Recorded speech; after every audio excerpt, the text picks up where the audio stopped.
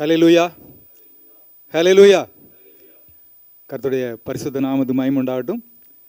இந்த நாளில் கூட இந்த மன மகிழ்ச்சியான மாலை வேளையில் கர்த்தருடைய பெரிதான கிருபையினாலும் அவருடைய அளவற்ற இரக்கத்தினாலும் மீண்டுமாய் ஒரு விசை தேவ ஜனங்களாய் நாம் கூடி வரும்படிக்காய் கர்த்தர் கொடுத்த இந்த கிருபைக்காய், இந்த சிலாக்கியத்துக்காய் நாம் கர்த்தரை ஸ்தோத்திரிப்போம். கர்த்தருடைய பெரிதான கிருபையினாலும் அவருடைய அளவற்ற தீர்மானத்தின்படி அநேக ஆண்டுகளுக்கு பின்பு மறுபடியுமாய் நாம் இந்த வேதாகம வகுப்பை ஆரம்பிக்கும்படிக்காய் கர்த்தர் கிருபை பாராட்டினால் அதுக்காக நாம் கர்த்தரை ஸ்தோத்திரிப்போம். கர்த்தருடைய வார்த்தை சொல்லுகிற பிரகாரமாக சத்தியத்தை அறிவீர்கள், சத்தியம் உங்களை விடுதலையாக்கும். அது மாத்திரமல்ல, கர்த்தருடைய வசனம் நம்முடைய கால்களுக்கு தீபமும் அது நம்முடைய பாதைகளுக்கு வெளிச்சமாக இருக்குன்னு சொல்லி பார்க்கணும். அப்படியாக வேதத்தின் ரகசியங்களை ஆராயும்படிக்கு இப்படியாக சபையில் இப்படிப்பட்ட கூடுகைகளை கர்த்தர் ஒழுங்கு செய்து கொடுத்ததுக்காக நாம் கர்த்தரை ஸ்தோத்திரிப்போம். குறிப்பாக இந்த வேதபாட வகுப்பை முன்னிட்டு செய்கிற ஒவ்வொரு பிள்ளைகளுக்கும் வேண்டிய எல்லா கிருபைகளை, வரங்களை, தாளந்துகளை எல்லாம் கர்த்தர் கொடுத்து வர்ற நாட்களில் வல்லமையாக எடுத்து பயன்படுத்தணும்னு சொல்லி நம்ம எல்லா நாளில் ஜெபிக்க போகிறோம். குறிப்பாக இந்த வேதபாட வகுப்பை கர்த்தர் நமக்கு ஆசீர்வாதம் தர வேண்டும். குறிப்பாக வர்ற நாட்களில் அநேகர் இதில் வந்து சேர்ந்து பங்கு பெற்று வேதத்தை தியானிக்கும்படிக்காய், வேதத்தில் உள்ள ரகசியங்களை தெரிந்து கொள்ளும்படிக்காக கர்த்தர் வேண்டிய எல்லா கிருபைகளை கொடுக்கணும்னு சொல்லி நம்ம நாளில் ஜெபிக்க போகிறோம். மாத்திரமில்லாதபடிக்கு தொடர்ந்து எந்த தடையில்லாதபடிக்கு அப்படியாக இந்த வேதபாட வகுப்பு நடக்கும்படிக்காய் எல்லாரும் நல்ல உற்சாகத்தோடு கூட வந்து சேர வேண்டும். மாத்திரமல்ல, இந்த இடத்துல தியானிக்கிற அந்த காரியங்கள் எல்லாம் நம்முடைய ஆவிக்கிற வாழ்க்கைக்கு பிரயோஜனமாக இருக்கும்படிக்கு ஒவ்வொருவருக்கும் கர்த்தர் அதை பிரயோஜனப்படுத்தி கொடுக்கணும்னு சொல்லி இந்த நாளில் கூட நம்ம ஜெபித்து முதலாவதாக இந்த வேதபாட வகுப்பை நம்ம தொடங்கலாம். இருக்கிற இடங்களில் எல்லாம் கண்களை மூடி நாம் ஜெபிப்போம். ஒருவேளை சரீர பிரகாரமாக நாம் ஆங்காங்கே கூடி வந்திருந்தாலும் கூட ஆவியில் நாம் ஒருமனப்பட்டவர்களாய் இந்த நாளில் கூட எல்லாம் கர்த்தர் சமூகத்தில் நம்ம தாழ்த்தி நம்ம ஜெபிப்போம். குறிப்பாக இந்த வேதபாட வகுப்பு மூலமாய் தேவனாய் கர்த்தர் நம்மோடு கூட இடைபடும்படிக்காய், மாத்திரமில்லாதபடிக்கு அநேக வேதத்தில் உள்ள அநேக ரகசியங்களை, அநேக சத்தியங்களை கர்த்தர் நமக்கு வெளிப்படுத்தி கொடுப்பதற்கு இந்த வேதபாட வகுப்பு நமக்கு நம்முடைய ஆவிக்குரிய வாழ்க்கைக்கு பிரயோஜனமாக இருக்கும்படிக்கு நம்ம இந்த நாளில் கூட எல்லாம் ஜெபித்து ஒரு விஷயம் இந்த வேதபாட வகுப்பு முழுவதையும் கர்த்தர் பொறுப்படுத்திக் கொள்ள வேண்டும். அப்படியாக தொடர்ந்து அப்படியாக அநேகர் இதில் வந்து பங்கு பெற்று அநேகர் தங்களுடைய வாழ்க்கைக்கு பிரயோஜனப்படுத்திக் கொள்ளும்படிக்க நம்ம எல்லாம் ஜெபிக்கலாம். ஜெபிப்போம். ஸ்தோத்திரம் ஆண்டவரை, ஸ்தோத்தரிக்கிறோம் அப்பா. பரிசுத்த பிதாவே, நன்றியோடுமை ஸ்தோத்தரிக்கிறோம் அப்பா. நீங்கள் நல்லவரும் நன்மை சேருவருமா இருக்கிறப்ப நமக்கு நன்றி செலுத்துகிறோம் அப்பா. ஸ்தோத்திரம் ஆண்டவரே. சத்தியத்தையும் அறிவீர்கள், சத்தியம் உங்களை விடுதலையாக்கும் சொன்ன வார்த்தையின் பிரகாரம் அப்பா எங்களுக்கு ஆண்டவரே அப்பா அந்த சத்திய வேதாகத்தை கொடுத்த ஆண்டவரே அதில் அநேக ரகசியங்களை நாங்கள் இப்போ அறிந்து கொள்ளும்படிக்கு, புரிந்து கொள்ளும்படிக்கு அநேக காரியங்களை கர்த்தர் நீங்கள் திருஷ்டாங்கமாய் எங்களுக்கு நீங்கள் வெளிப்படுத்தி வர்றீங்க. அதுக்காக நன்றி செலுத்துகிறோம். குறிப்பாக இந்த நாளில் கூட ஆண்டவரே சபை மூலமாய் ஒழுங்கு செய்யப்பட்டிருக்கு இந்த வேதபாட வகுப்புக்காக நன்றி செலுத்துகிறோம்.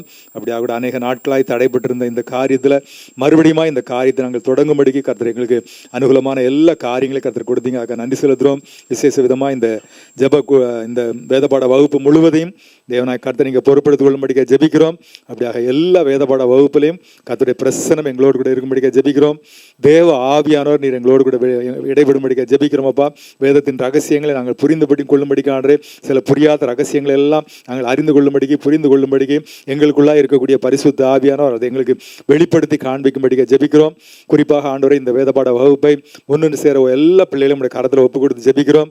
எல்லா பிள்ளைகளையும் கர்த்தர் பொறுப்படுத்திக் கொள்ளுங்க. பிள்ளைகளுக்கு வேண்டிய நல்ல கிருபைகளை, நல்ல வரங்களை, நல்ல ஞானத்தை கொடுத்து ஆண்டவரே ஒவ்வொரு பிள்ளைகளையும் கர்த்தர் எடுத்து பயன்படுத்தும்படிக்க ஜெபிக்கிறோம்.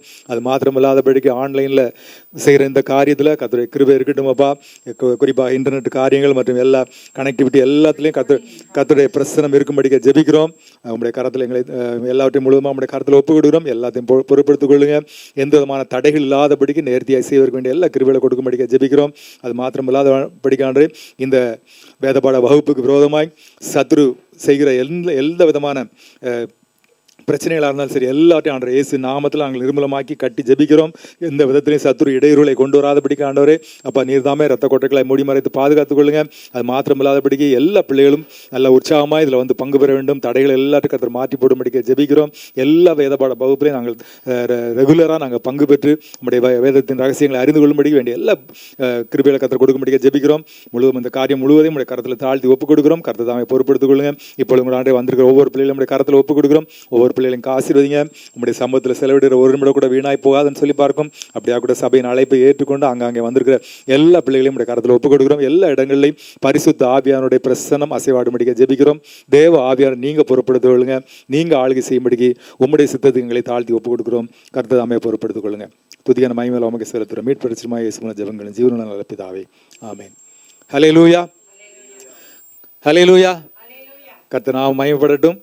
கர்த்தருடைய பெரிதான கிருபையினால மீண்டுமாய் நம்ம இந்த வேதபாட வகுப்பை நம்ம ஆரம்பிப்பதற்கு ஆண்டவர் கிருபை பாராட்டியிருக்கிறார். அதற்காக நான் கர்த்தரை ஸ்தோத்திரிக்கிறேன். குறிப்பாக இந்த நாளில் இதில் இணைந்திருக்கிற எல்லாருக்காக நான் கர்த்தரை ஸ்தோத்திரிக்கிறேன். எல்லாரையும் ஆண்டவராகிய இயேசு கிறிஸ்து நாமத்தில் உங்களை யாவரையும் வாழ்த்தி வரவேற்கிறேன்.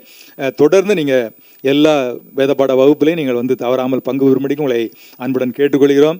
ஒருவேளை அதில் ஏதாவது நிறை குறைகள் இருக்குமென்றாலும் உங்களுடைய ஆலோசனைகளை எங்களுக்கு தெரியப்படுத்துங்க.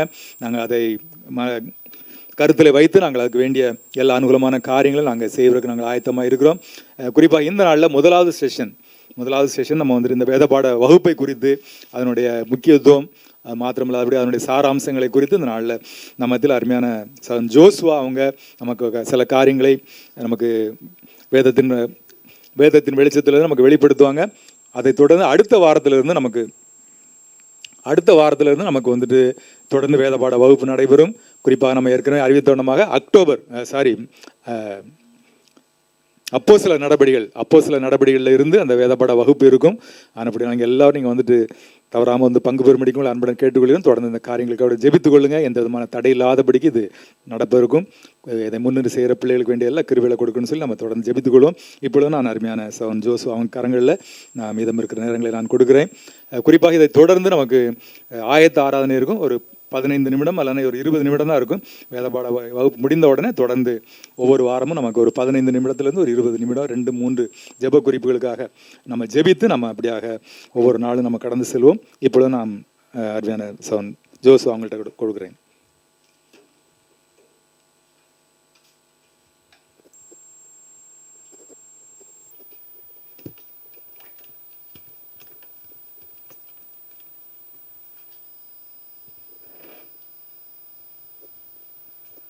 Praise the Lord. கர்த்தருக்கு ஸ்தோத்திரம். இந்த ஒரு நல்ல வாய்ப்பை வழங்கிய முதலாவதாக கர்த்தருக்கும் சபையாருக்கும் ஃபாஸ்டருக்கும் என்னுடைய நன்றியை நான் தெரிவித்துக் கொள்கிறேன்.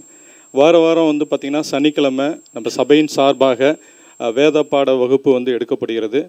இந்த நாளில் முதல் கிளாஸ் பார்த்திங்கன்னா தொடர்ந்து எல்லா வாரமும் இதே சனிக்கிழமை 8 மணிக்கு நம்முடைய சபையின் சார்பாக ஆரம்பிக்கப்படும். நீங்கள் தொடர்ந்து இந்த கூட்டத்தில் கலந்து கொள்ளுமாறு, அநேக ரகசியங்களை அநேக சத்தியங்களை நீங்கள் தெரிந்து கொள்ளுமாறு நாங்கள் இந்த இடத்துல பணிவாக கேட்டுக்கொள்கிறோம். இந்த நாளில் கூட பார்த்திங்கன்னா நான் ஸ்க்ரீன் ஷேர் பண்ணிடுறேன்.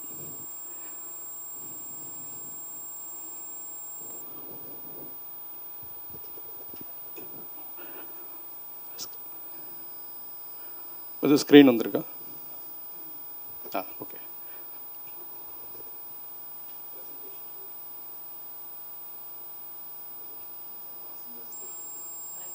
ஓகேங்களா?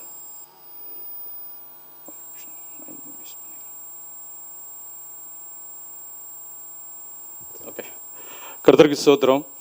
இன்றைய வேத தியானம் அதாவது என்னென்னா, முதல் வேதாகம வகுப்பு என்ன அப்படின்னு பார்த்தீங்கன்னா, நம்ம இன்னும் சிலருக்கு எப்படி வேதாகமத்தை தியானிக்கிறது, ஸோ வேதாகமத்தை எப்படி படிக்கிறது, வேதாகமத்தில் என்னென்ன காரியங்கள் எப்படியாக எழுதப்பட்டிருக்கிறது என்பதில் கூட ரொம்ப நமக்கு சந்தேகம் இருக்கும் பார்த்திங்கன்னா.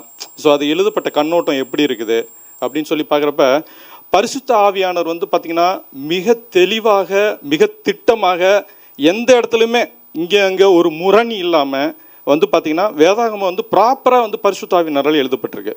அப்போ வேதாகமம் எழுதப்பட்ட அந்த கண்ணோட்டத்தை பற்றி நம்ம தெரிஞ்சுக்கிட்டோம் அப்படின்னா, நம்ம வேதாகமத்தில் இருக்கிற அநேக ரகசியங்கள், அதில் இருக்கிற புத்தகத்தில் என்னென்ன சாராம்சம்லாம் சொல்லியிருக்கிறாங்க அப்படின்னு அந்த காரியங்கள் ஃபுல்லாகவே நம்மளால் எளிதாக கற்றுக்க முடியும்.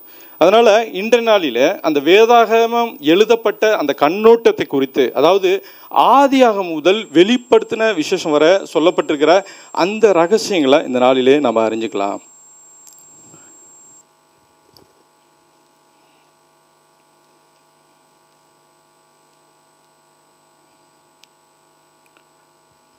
இந்த நம்மளுடைய வேத வாக்கியங்கள் என்று காணும் பொழுது அது என்னன்னு சொல்லப்பட்டிருக்குன்னா, வேத வாக்கியங்கள் எல்லாம் தேவ ஆவியினால் அருளப்பட்டிருக்கிறது.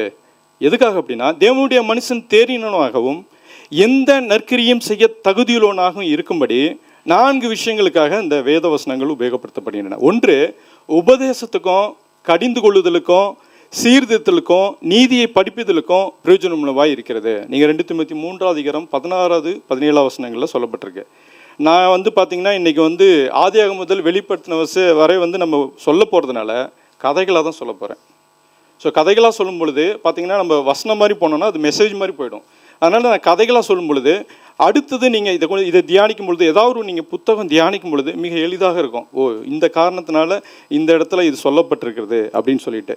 நீங்கள் பாருங்களேன், ஒரு ஸ்க்ரீன் ஷேர் பண்ணியிருக்கேன். இந்த ஸ்க்ரீனில் என்ன போடப்பட்டிருக்கு அப்படின்னா 2 வகையான புத்தகங்கள் போடப்பட்டிருக்கு. ஒரு புத்தகம் வந்து பார்த்திங்கன்னா தமிழ் புத்தகம், இன்னொன்று வந்து பார்த்திங்கன்னா மேக்ஸ் புத்தகம். அப்போ தமிழ் புத்தகத்தில் என்ன இருக்கும்? செய்யுள், இலக்கணம், நம்ம வந்து திருக்குறள், இந்த மாதிரி வந்து தமிழ் சார்ந்த விஷயங்கள் தான் வந்து பார்த்திங்கன்னா இந்த தமிழ் புத்தகத்தில் இருக்கும். ஆனால் மேக்ஸ் புத்தகத்தில் நம்ம வந்து பார்த்திங்கன்னா கணக்கு சம்மந்தப்பட்டமான எல்லா காரியங்களுமே இந்த மேக்ஸ் புத்தகத்தில் இருக்கும். நம்ம தமிழ் புத்தகத்தில் போயிட்டு மேக்ஸ் காரியங்களை எதிர்பார்க்க முடியுமா? மேக்ஸ் புத்தகத்தில் போய் தமிழோ இல்லை சயின்ஸ் காரியங்களாம் எதிர்பார்க்க முடியுமா? ஆனால் நீங்கள் அடுத்த ஒரு புத்தகம் பாருங்கள். இது வந்து பார்த்திங்கன்னா பரிசுத்த வேதாகமம். அப்போ பரிசுத்த வேதாகமத்துக்கும் ஏதாவது அதே மாதிரி ஒரு தொடர்பு இருக்கும்ல, அதுலேயும் வந்து ஏதாவது ஒரு காரியத்தை குறித்து எழுதியிருப்பாங்கல்ல. அதை தான் ஆண்டவர் வந்து பார்த்திங்கன்னா பரிசுத்த ஆவியர் இந்த நாளிலே நமக்கு வெளிப்படுத்துகிறார். என்ன வெளிப்படுத்துகிறாங்க அப்படின்னா, இந்த பரிசுத்த வேதாகமத்தில் என்ன காரியங்கள் சொல்லப்பட்டிருக்கு அப்படின்னா 2 வகையான புத்தகங்களின் தொகுப்பு அங்கே சொல்லப்பட்டிருக்கு. 2 வகையான புத்தகங்களின் தொகுப்புனா, ஒன்று பழைய ஏற்பாடு புத்தகங்களின் தொகுப்பு. அந்த பழைய ஏற்பாடு புத்தகங்களின் தொகுப்பு என்பது 39 புத்தகங்களை உள்ளடக்கியதாய் காணப்படுகிறது. அடுத்ததாக ரெண்டாவதாக சொல்லப்பட்டிருக்கிறது புதிய ஏற்பாடு. இந்த புதிய ஏற்பாடு என்பது வந்து பார்த்திங்கன்னா 27 புத்தகங்களின் தொகுப்பாய் காணப்படுகிறது. இப்போது நம்ம வந்து பார்த்திங்கன்னா இந்த பழைய ஏற்பாடு இருக்கு இல்லைங்களா, அது எழுதப்பட்ட காலம், அந்த எழுதப்பட்ட சூழ்நிலை எல்லாமே எங்கே அப்படின்னா வந்து பார்த்திங்கன்னா அது இஸ்ரவேல் மக்களுக்காக எழுதப்பட்ட ஒரு புத்தகம். இஸ்ரவேல் மக்களுக்காக எழுதப்பட்ட புத்தகம். அப்போ இது எந்த மொழியில் எழுதப்பட்டது அப்படின்னா எபிரேய மொழியில் எழுதப்பட்டது. நீங்கள் வந்து பார்த்திங்கன்னா ஆதி நாட்களில் மொழியாக்கம் பண்ணாங்க இல்லைங்களா, அப்போ மொழியாக்கம் பண்ணும் பொழுது அந்த வந்து பார்த்திங்கன்னா அந்த ஏற்பாடு அதுக்கு என்ன அப்படின்னு சொல்லி எபிரேய மொழியில் பார்க்குறப்ப பெரித் அப்படின்னு சொல்லப்பட்டிருக்கு. அதே நீங்கள் புதிய ஏற்பாட்டில் அந்த ஏற்பாடுக்கு கிரேக்க மொழியில் என்ன பேர் போட்டிருக்குன்னு பார்த்தீங்கன்னா டயத்தெகி அப்படின்னு சொல்லி போடப்பட்டிருக்கு.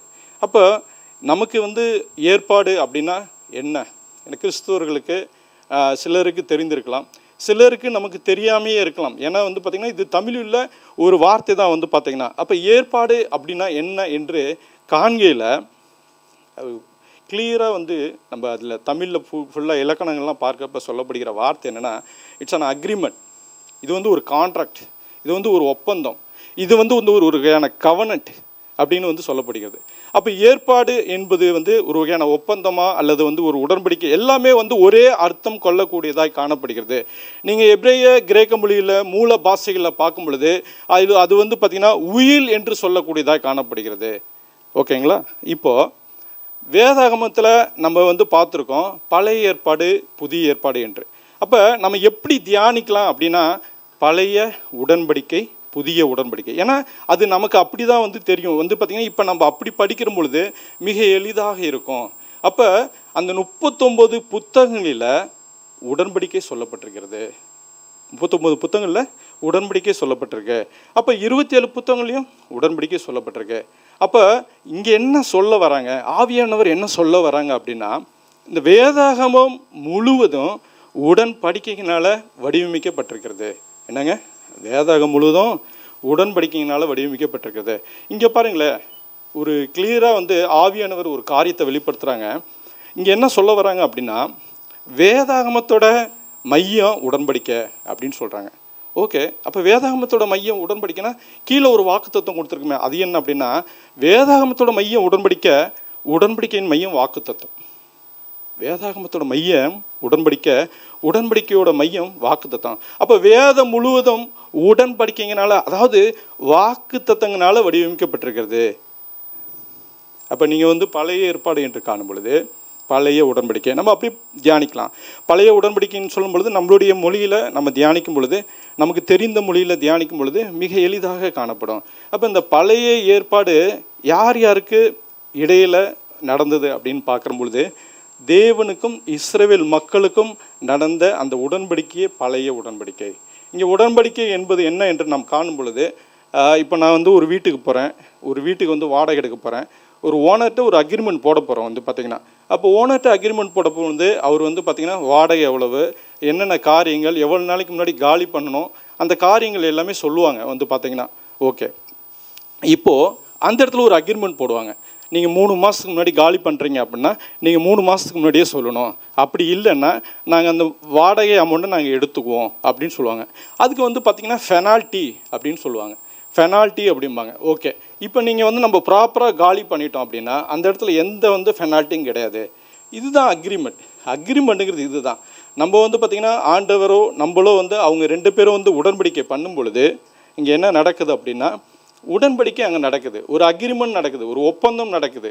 சரி, ஓகே, வேதத்தில் என்ன மாதிரியான உடன்படிக்கைகள்லாம் சொல்லப்பட்டிருக்கு? வேதத்தில் என்ன மாதிரி உடன்படிக்கைகள்லாம் சொல்லப்பட்டிருக்கு?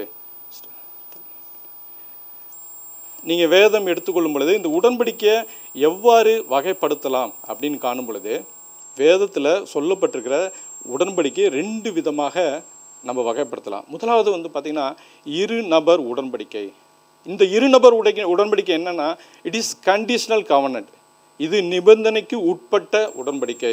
இந்த இடத்துல ஒரு உடன்படிக்கை இருக்கும், அந்த உடன்படிக்கையில் ஒரு ப்ராமிஸ் இருக்கும். நீங்கள் அந்த ப்ராமிஸை மீறினீங்கன்னா அந்த இடத்துல சாபம், மீறவில்லை என்றால் ஆசீர்வாதம் இந்த இடத்துல இருக்கும். இது நான் ஒரு எக்ஸாம்பிள் சொன்னேன் இல்லைங்களா, ஒரு வீடு பார்க்க போகிற இடத்துல நம்ம ப்ராப்பராக அதை நம்ம ஃபாலோ பண்ணாட்டி அங்கே ஆட்டோமேட்டிக்காக ஃபெனால்ட்டி, அதாவது அந்த இடத்துல ஒரு சாபம், அந்த இடத்துல சாபம் இருக்குது கண்டிப்பாக.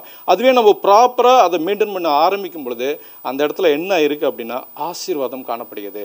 ஆனால் அந்த ஒரு நபர் உடன்படிக்கை, அந்த ஒரு நபர் உடன்படிக்கை என்னதுன்னா நிபந்தனை இல்லா உடன்படிக்கை. அது அன்கண்டிஷனல் கவர்னன்ட் அப்படிங்கிறாங்க.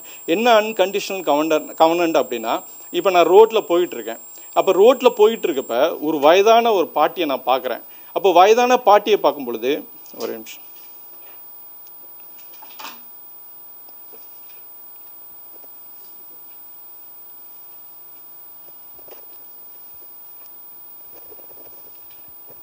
சாரி, வயதான அந்த பாட்டியை நம்ம பார்க்கும் பொழுது அவங்க மேலே இறக்கப்படுறோம்ல, அவங்களுக்கு இறக்கப்பட்டு நம்மளால் என்னென்ன காரியங்கள்லாம் செய்ய முடியுதோ அந்த அவங்களுக்கு உணவு வாங்கி கொடுக்கறதா இருந்தாலும் சரி, பொருளாதார உதவிகள் எது பண்ணாலும் சரி, அவங்களுக்கு அந்த உதவிகள் பண்ணுறோம் இல்லைங்களா. இது பார்த்திங்கன்னா இது அக்ரிமெண்ட்னால கிடையாது. இது பார்த்திங்கன்னா ஒரு இரக்கத்தினால, ஒரு கிருபையினால் அது நடக்குது. அப்போ பார்த்திங்கன்னா இந்த மாதிரி இரக்கத்தினால கிருபையினால் நடக்கக்கூடிய அந்த ஒரு உடன்படிக்கைக்கு அதுக்கு பார்த்திங்கன்னா சாபம் கிடையாது. இது ஒரு ஒன்லியும் பார்த்திங்கன்னா ஆசீர்வாதம் தான். அப்போ வேதத்தில் 2 வகையான உடன்படிக்கைகள் சொல்லப்பட்டிருக்கு. ஒன்று இரு நபர் உடன்படிக்கை, மற்றொன்று ஒரு நபர் உடன்படிக்கை. இந்த பழைய உடன்படிக்கை புத்தகத்தில், அதாவது ஆதியாகமம் முதல் மல்கியா வரை உள்ள புத்தகங்களில் மொத்தம் பார்த்திங்கன்னா 5 விதமான உடன்படிக்கைகள் சொல்லப்பட்டிருக்கு. எத்தனைங்க? மொத்தம் 5 சொல்லப்பட்டிருக்கு. முதலாவது என்ன என்று பார்க்கும் பொழுது, ஆதாமோடு ஒரு உடன்படிக்கை பண்ணுறாங்க. அடுத்ததாக நோவாவோடு ஒரு உடன்படிக்கை பண்ணுறாங்க. மூன்றாவதாக ஆபிரகாமோடு ஒரு உடன்படிக்கை பண்ணுறாங்க. நான்காவதாக இஸ்ரவேல் மக்களோடு அல்லது மோசேயோடு உடன்படிக்கை பண்ணுறாங்க. 5வது தாவீதோட உடன்படிக்கை. அப்போ நம்ம பழைய புத்தகம், அதாவது ஆதியாகமத்தில் வெளிப்படுத்துவசன் மல்கியா வரை நீங்கள் பார்க்கும் பொழுது, தியானிக்கும் பொழுது இந்த உடன்படிக்கைகளை நம்ம வைத்து தியானித்தோம்னா அந்த புத்தகம் முழுவதுமாக எளிதாக நமக்கு புரியும். சரிங்களா? சரி, இந்த உடன்படிக்கைகளை நம்ம எப்படி பார்க்கலாம். புதிய உடன்படிக்கை, அதுமாரி புதிய உடன்படிக்கையில் 2 வகையான உடன்படிக்கைகள் உண்டு. முதலாவதாக இயேசு கிறிஸ்துவின் கிருபையின் அடிப்படையிலான ஒரு புதிய உடன்படிக்கை, நியூ டெஸ்டமெண்ட் அப்படின்னு ஒரு உடன்படிக்கையும். ரெண்டாவதாக பார்த்திங்கன்னா நித்திய உடன்படிக்கை. அது பார்த்திங்கன்னா நம்ம அவரோடு கூட காணப்பட போகிற அந்த உடன்படிக்கை குறித்து சொல்லப்பட்டிருக்கிறது. அப்போ வேதாகமத்தில் பார்க்கும் பொழுது பழைய உடன்படிக்கையில் 5 உடன்படிக்கைகளும் புதிய ஏற்பாடில் 2 உடன்படிக்கைகளும் சொல்லப்பட்டிருக்கிறது. அப்போது நமக்குள்ள ஒரு கொஷின் வரும் இல்லைங்களா, எதற்காக இந்த உடன்படிக்கைகள் என்று. அப்போ ஆதியாகமம் புத்தகம் அதுதான் உலகத்தினுடைய ஆரம்பமா அப்படின்னு பார்க்குறப்ப அது கிடையாதுங்க. ஆதியாகமம் புத்தகம் வந்து அது ஆரம்பம் கிடையாது. அதற்கு முன்பதாகவே ஒரு நித்திய காலம் என்று இருந்தது. அதாவது நித்திய காலம், அதை தான் வந்து யோவான் 1ஆம் அதிகாரத்தில் 1வது வசனத்தில் இவ்வாறாக சொல்லப்பட்டிருக்கிறது. ஆதியிலே வார்த்தை இருந்தது, அந்த வார்த்தை தேவனிடத்தில் இருந்தது, அந்த வார்த்தை தேவனாய் இருந்தது என்று. அப்போ நம்ம யோபு புத்தகம், அந்த புத்தகம் தியானிக்கிறப்ப அந்த பூமியை அஸ்திபாரப்படுத்துகிற பொழுது அங்கே தேவ தூதர்கள்லாம் என்ன பண்ணாங்களாம், எல்லாரும் கெம்பீரித்தார்கள் என்று யோபு புத்தகத்தில் சொல்லப்பட்டிருக்கு. அப்போ என்னென்னா, இந்த உலகம் சிருஷ்டிக்கப்படுவதற்கு முன்பதாகவே, அதாவது பூமி இந்த மனுஷர்கள் எல்லாம் சிருஷ்டிக்கப்படுவதற்கு முன்பதாகவே அங்கே தேவ தூதர்கள், தேவ புத்திரர்கள் அங்கே சிருஷ்டிக்கப்பட்டிருந்தாங்க. முதலாவது காரியம். அப்போ பூமியை அஸ்திபாரப்படுத்துகிற பொழுது அந்த தூதர்களின் மகிழ்ச்சி அந்த இடத்துல இருந்தது. அதில் ஒரு தூதன் அவன் என்ன பண்ணுறான், 2 விஷயமான அவனை குறித்து தானே 2 காரியங்கள் சொல்லப்பட்டிருக்கு. முதலாவது அவனுடைய கேரக்டர். நீங்கள் கேரக்டர்னு போனீங்கன்னா எசேக்கியேல் புத்தகத்தில் அவன் எவ்வளோ அழகானவன், எவ்வளோ அதிகாரம் உள்ளவன் என்ற காரியங்கள்லாம் நீங்கள் எசேக்கியேல் புத்தகத்தில் 28வது அதிகாரம் 13லேருந்து 17 தியானிக்க முடியும். ஆனால் அவன் எப்படி தன்னில் பெருமை கொண்டு அவன் என்ன நினைக்கிறான், நான் தேவனுக்கு மேலாக, அவருடைய வானத்துக்கு மேலாக ஏறுவேன், தேவனுடைய நட்சத்திரங்களுக்கு மேலாக என் சிங்காசனத்தை உயர்த்துவேன், வடபுறங்களில் ஆராதனை கூட்டத்தில் பருவத்தில் வீற்றிருப்பேன் என்று அவன் என்ன பண்ணுறான்னா, உன்னதங்களுக்கு மேலே ஏறுன்னு சொல்லி அவன் தேவனுடைய அதிகாரத்தை பற்ற நினைச்சானா. என்னங்க, அவன் அதிகாரத்தை பற்ற நினைச்சான். அதனால அவன் அதில் பாதாளத்தில் தள்ளுண்டு போனான் என்று வேதத்தில் சொல்லப்பட்டிருக்கு. அப்போ நமக்கு இங்கே மிக தெளிவாக தெரிகிறது, ஆதியாகமம் புத்தகத்துக்கு முன்பதாக ஒரு நித்திய காலம், நித்திய காலத்தில் பிதா, குமாரன், பரிசுத்தாவி மூவரும் ஒன்றாக இருந்தார்கள். அந்த நாளிலே வந்து பார்த்திங்கன்னா தேவ தூதர்கள் அந்த இடத்துல சிருஷ்டிப்பில் ஒரு தூதன் லூசிபர் வந்து பார்த்திங்கன்னா உன்னத்துக்கு மேலே ஏறுவேன், தேவனுடைய சிங்காசனத்துக்கு மேலே ஏறுவேன்னு சொல்லி அந்த அதிகாரத்தை அவன் வந்து என்ன நினச்சானா, அவன் பறிக்க நினச்சான், அந்த இடத்த அடைய நினச்சான். அதனால் அவன் அந்த பாதாளத்துலேருந்து, அந்த இடத்துலேருந்து பரலோகத்துலேருந்து பாதாளத்தில் தள்ளுண்டு போனான் என்று வேதத்தில் சொல்லப்பட்டிருக்கு. சரிங்க, மனுஷன் எதுக்காக சிருஷ்டிக்கப்பட்டான்? உலகம் சிருஷ்டிக்கப்பட்டது. இந்த நாளிலே மனுஷன் எதற்காக சிருஷ்டிக்கப்பட்டான்? நமக்கு வந்து பார்த்திங்கன்னா அவன் எதற்காக வந்து நீங்கள் வந்து அவன் பரலோகத்திலிருந்து பாதாளத்தில் தள்ளவிடப்பட்டான், அந்த அதிகாரத்தை பிடிக்க வேண்டும் என்பதற்காக தான். ஆனால் ஆண்டவர் என்ன திரும்ப பண்ணுறாங்க, அதே அதிகாரத்தை மனுஷனுக்கு கொடுக்குறாங்க. எங்கே பாருங்களேன், வேதம் மிக தெளிவாக சொல்கிறது, அவருடைய திட்டம்னு ஒன்று இருக்குது. ஆண்டவருக்கு ஒரு திட்டம். ஆதியாகமம் 1வது அதிகாரம் 26வது வசனத்தில் பிதா, குமாரன், பரிசுத்தாவி 3 பேரும் இவ்வாறாக திட்டமிடுகிறார்கள். பின்பு தேவன் நமது சாயலாகவும் நமது ரூபத்தின்படியையும் மனுஷனை உண்டாக்குவோமாக. அவர்கள் சமுத்திரத்தின் மச்சங்களையும் ஆகாயத்து பறவைகளையும் மிருக ஜீவன்களையும் பூமி அனைத்தையும் பூமியின் மேல் ஒரு சகல பிராணிகளையும் ஆள கடவர்கள் என்று அவர்களுடைய திட்டம். அந்த திட்டத்தை சிருஷ்டிப்பில் நிறைவேற்றுறாங்க. அடுத்த வசனத்தில் தேவன் தம்முடைய சாயலாக மனுஷனை சிருஷ்டித்தார், அவனை தேவ சாயலாகவே சிருஷ்டித்தார் என்று சொல்லப்பட்டிருக்கு. திட்டம் முடிஞ்சது, சிருஷ்டிப்பு முடிஞ்சது. அப்படியே விட்டுட்டாங்களா ஆண்டவர் அப்படின்னு பார்த்தீங்கன்னா அது கிடையாதுங்க. ஆண்டவர் மிகப்பெரிய ஒரு ஆசீர்வாதத்தை கொடுக்குறாங்க.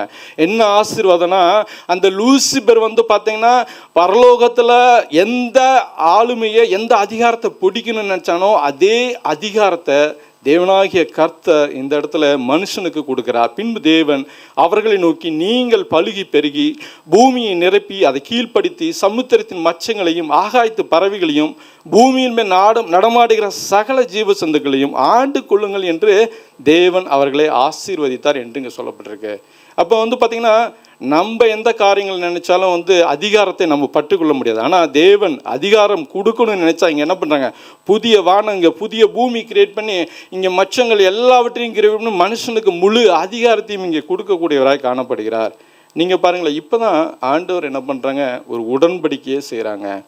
எதற்காக இந்த உடன்படிக்கை அப்படின்னு நம்ம காணும் பொழுது, நீங்கள் ஆதியாகமம் 2வது அதிகாரம் 16வது வசனத்தில் மிக தெளிவாக போடப்பட்டிருக்குது. என்ன போடப்பட்டிருக்குன்னா, எல்லாத்தையும் ஆண்டவர் சிருஷ்டிச்சுட்டு அங்கே சொல்கிறாங்க, கர்த்தர் மனுஷனை நோக்கி, நீ தோட்டத்தில் சகல விருட்சத்தின் கனியை புசிக்கவே புசிக்கலாம், ஆனாலும் நன்மை தீமை அறியத்தக்க விருட்சத்தின் கனியை புசிக்க வேண்டாம், நீ அதை புசிக்கும் நாளிலே சாகவே சாவா என்று அங்கே சொல்கிறார். இப்போ இங்கே எல்லாருக்குமே நமக்கு ஒரு வருகிற டவுட் என்னென்னா, இந்த இடத்துல கட்டளை தான் சொல்கிறாங்க, இந்த இடத்துல எங்கே உடன்படிக்கை இருக்கிறது அப்படின்னு நமக்கு வரும். எல்லாருக்கும் கொஷின் அதுதான் வரும். வந்து பார்த்திங்கன்னா நீங்கள் இந்த உடன்படிக்கை குறித்து இன்னும் ஆழமாக நம்ம தியானிக்கும் பொழுது அங்கே என்ன சொல்லப்பட்டிருக்கு அப்படின்னா, நீங்கள் ஓசியா 6வது அதிகாரம் 7வது வசனத்தில் சொல்லப்பட்டிருக்கிற காரியம், அவர்கள் வந்து இஸ்ரவேல் மக்கள்லாம் பார்த்திங்கன்னா ரொம்ப விக்கிரக ஆராதனையில், தவறான காரியங்களில், வேசித்தனங்களில், அநேக காரியங்களில், தவறான காரியங்களில் ஈடுபடும் பொழுது அவங்க வந்து ஒரு வசனம் சொல்கிறாங்க, அவர்களோ ஆதாமை போல உடன்படிக்கையை மீறி அப்படின்னு சொல்கிறாங்க. இப்போ இந்த இடத்துல ஆவியானவர் இங்கே எழுதப்பட்டிருக்கிற காரியம், ஆதாமை போல உடன்படிக்கைன்னா அப்போ ஆதாமுக்கும் தேவனுக்கும் இடையில ஒரு உடன்படிக்கை இருக்குது. பரிசுத்தாவினை வந்து இப்போ சும்மா எழுத மாட்டாங்க இல்லைங்களா? அப்போ இங்கே என்ன உடன்படிக்கை அப்படின்னு நீங்கள் தியானிக்கும் பொழுது என்ன உடன்படிக்கை அப்படின்னா, நான் வந்து இந்த உலகத்தில் உள்ள எல்லா அதிகாரத்தையும் நான் உங்ககிட்ட கொடுக்குறேன், நீ என்ன பண்ணு, இந்த காரியங்கள் நீ பண்ணால், இந்த பழத்தை நீ சாப்பிட்டா நீ மரணத்துக்குள்ளே செல்வ, ஒத்துக்கிறியா? ஒத்துக்கிறேன். அதுதான் அக்ரிமெண்ட். அவன் எப்போ வந்து அதை ஒத்துக்கலையோ ஆட்டோமேட்டிக்காக அங்கே என்ன நடந்துருச்சுன்னா மரணம் வந்துருச்சு. ஆட்டோமேட்டிக்காக என்ன வந்துருச்சுங்க? மரணம் வந்துருச்சு. இப்போது ஆண்டவருக்கு எப்படி இந்த அதிகாரத்தை கொடுத்தார் அப்படின்னு வந்து பார்த்தீங்கன்னா, வார்த்தையாக தேவன் இந்த உலகத்தை வார்த்தையினால தான் சிருஷ்டித்தாங்க. அப்போ அதிகாரம் இங்கே எப்படி பகிர்ந்து கொடுக்கப்பட்டது அப்படின்னா, வார்த்தை கொண்டு தான் கொடுக்கப்பட்டது, அங்கே வார்த்தையாக தான் கொடுக்கப்பட்டது. அவன் என்ன பண்ணுறான் அப்படின்னா வந்து பார்த்தீங்கன்னா, ஆதியாகமம் 2வது அதிகாரத்தில் வார்த்தையின் அதிகாரம் என்ன அதிகாரம் அப்படின்னா, அங்கே போயிட்டு அந்த மிருக ஜீவன்களுக்கெல்லாம் பெயர் வைக்க சொல்கிறாங்க. அந்த வந்து பார்த்தீங்கன்னா பூமியில் உள்ள நிலங்கள் எல்லாம் வந்து பண்படுத்த சொல்கிறாங்க. எல்லாமே அந்த நேரத்தில் வந்து மிஷினரிஸாக இருக்கும். வார்த்தையால் சொல்லும் பொழுது எல்லா காரியங்களும் அங்கே நடக்கும். அப்போ வார்த்தையின் அதிகாரம் அந்த இடத்துல காணப்பட்டது. அப்போ வந்து பார்த்தீங்கன்னா 2வது அதிகாரம் 19வது வசனத்தில் அவன் தேவனோடு ஒரு ஐக்கியம் அவன் இடத்துல காணப்பட்டது.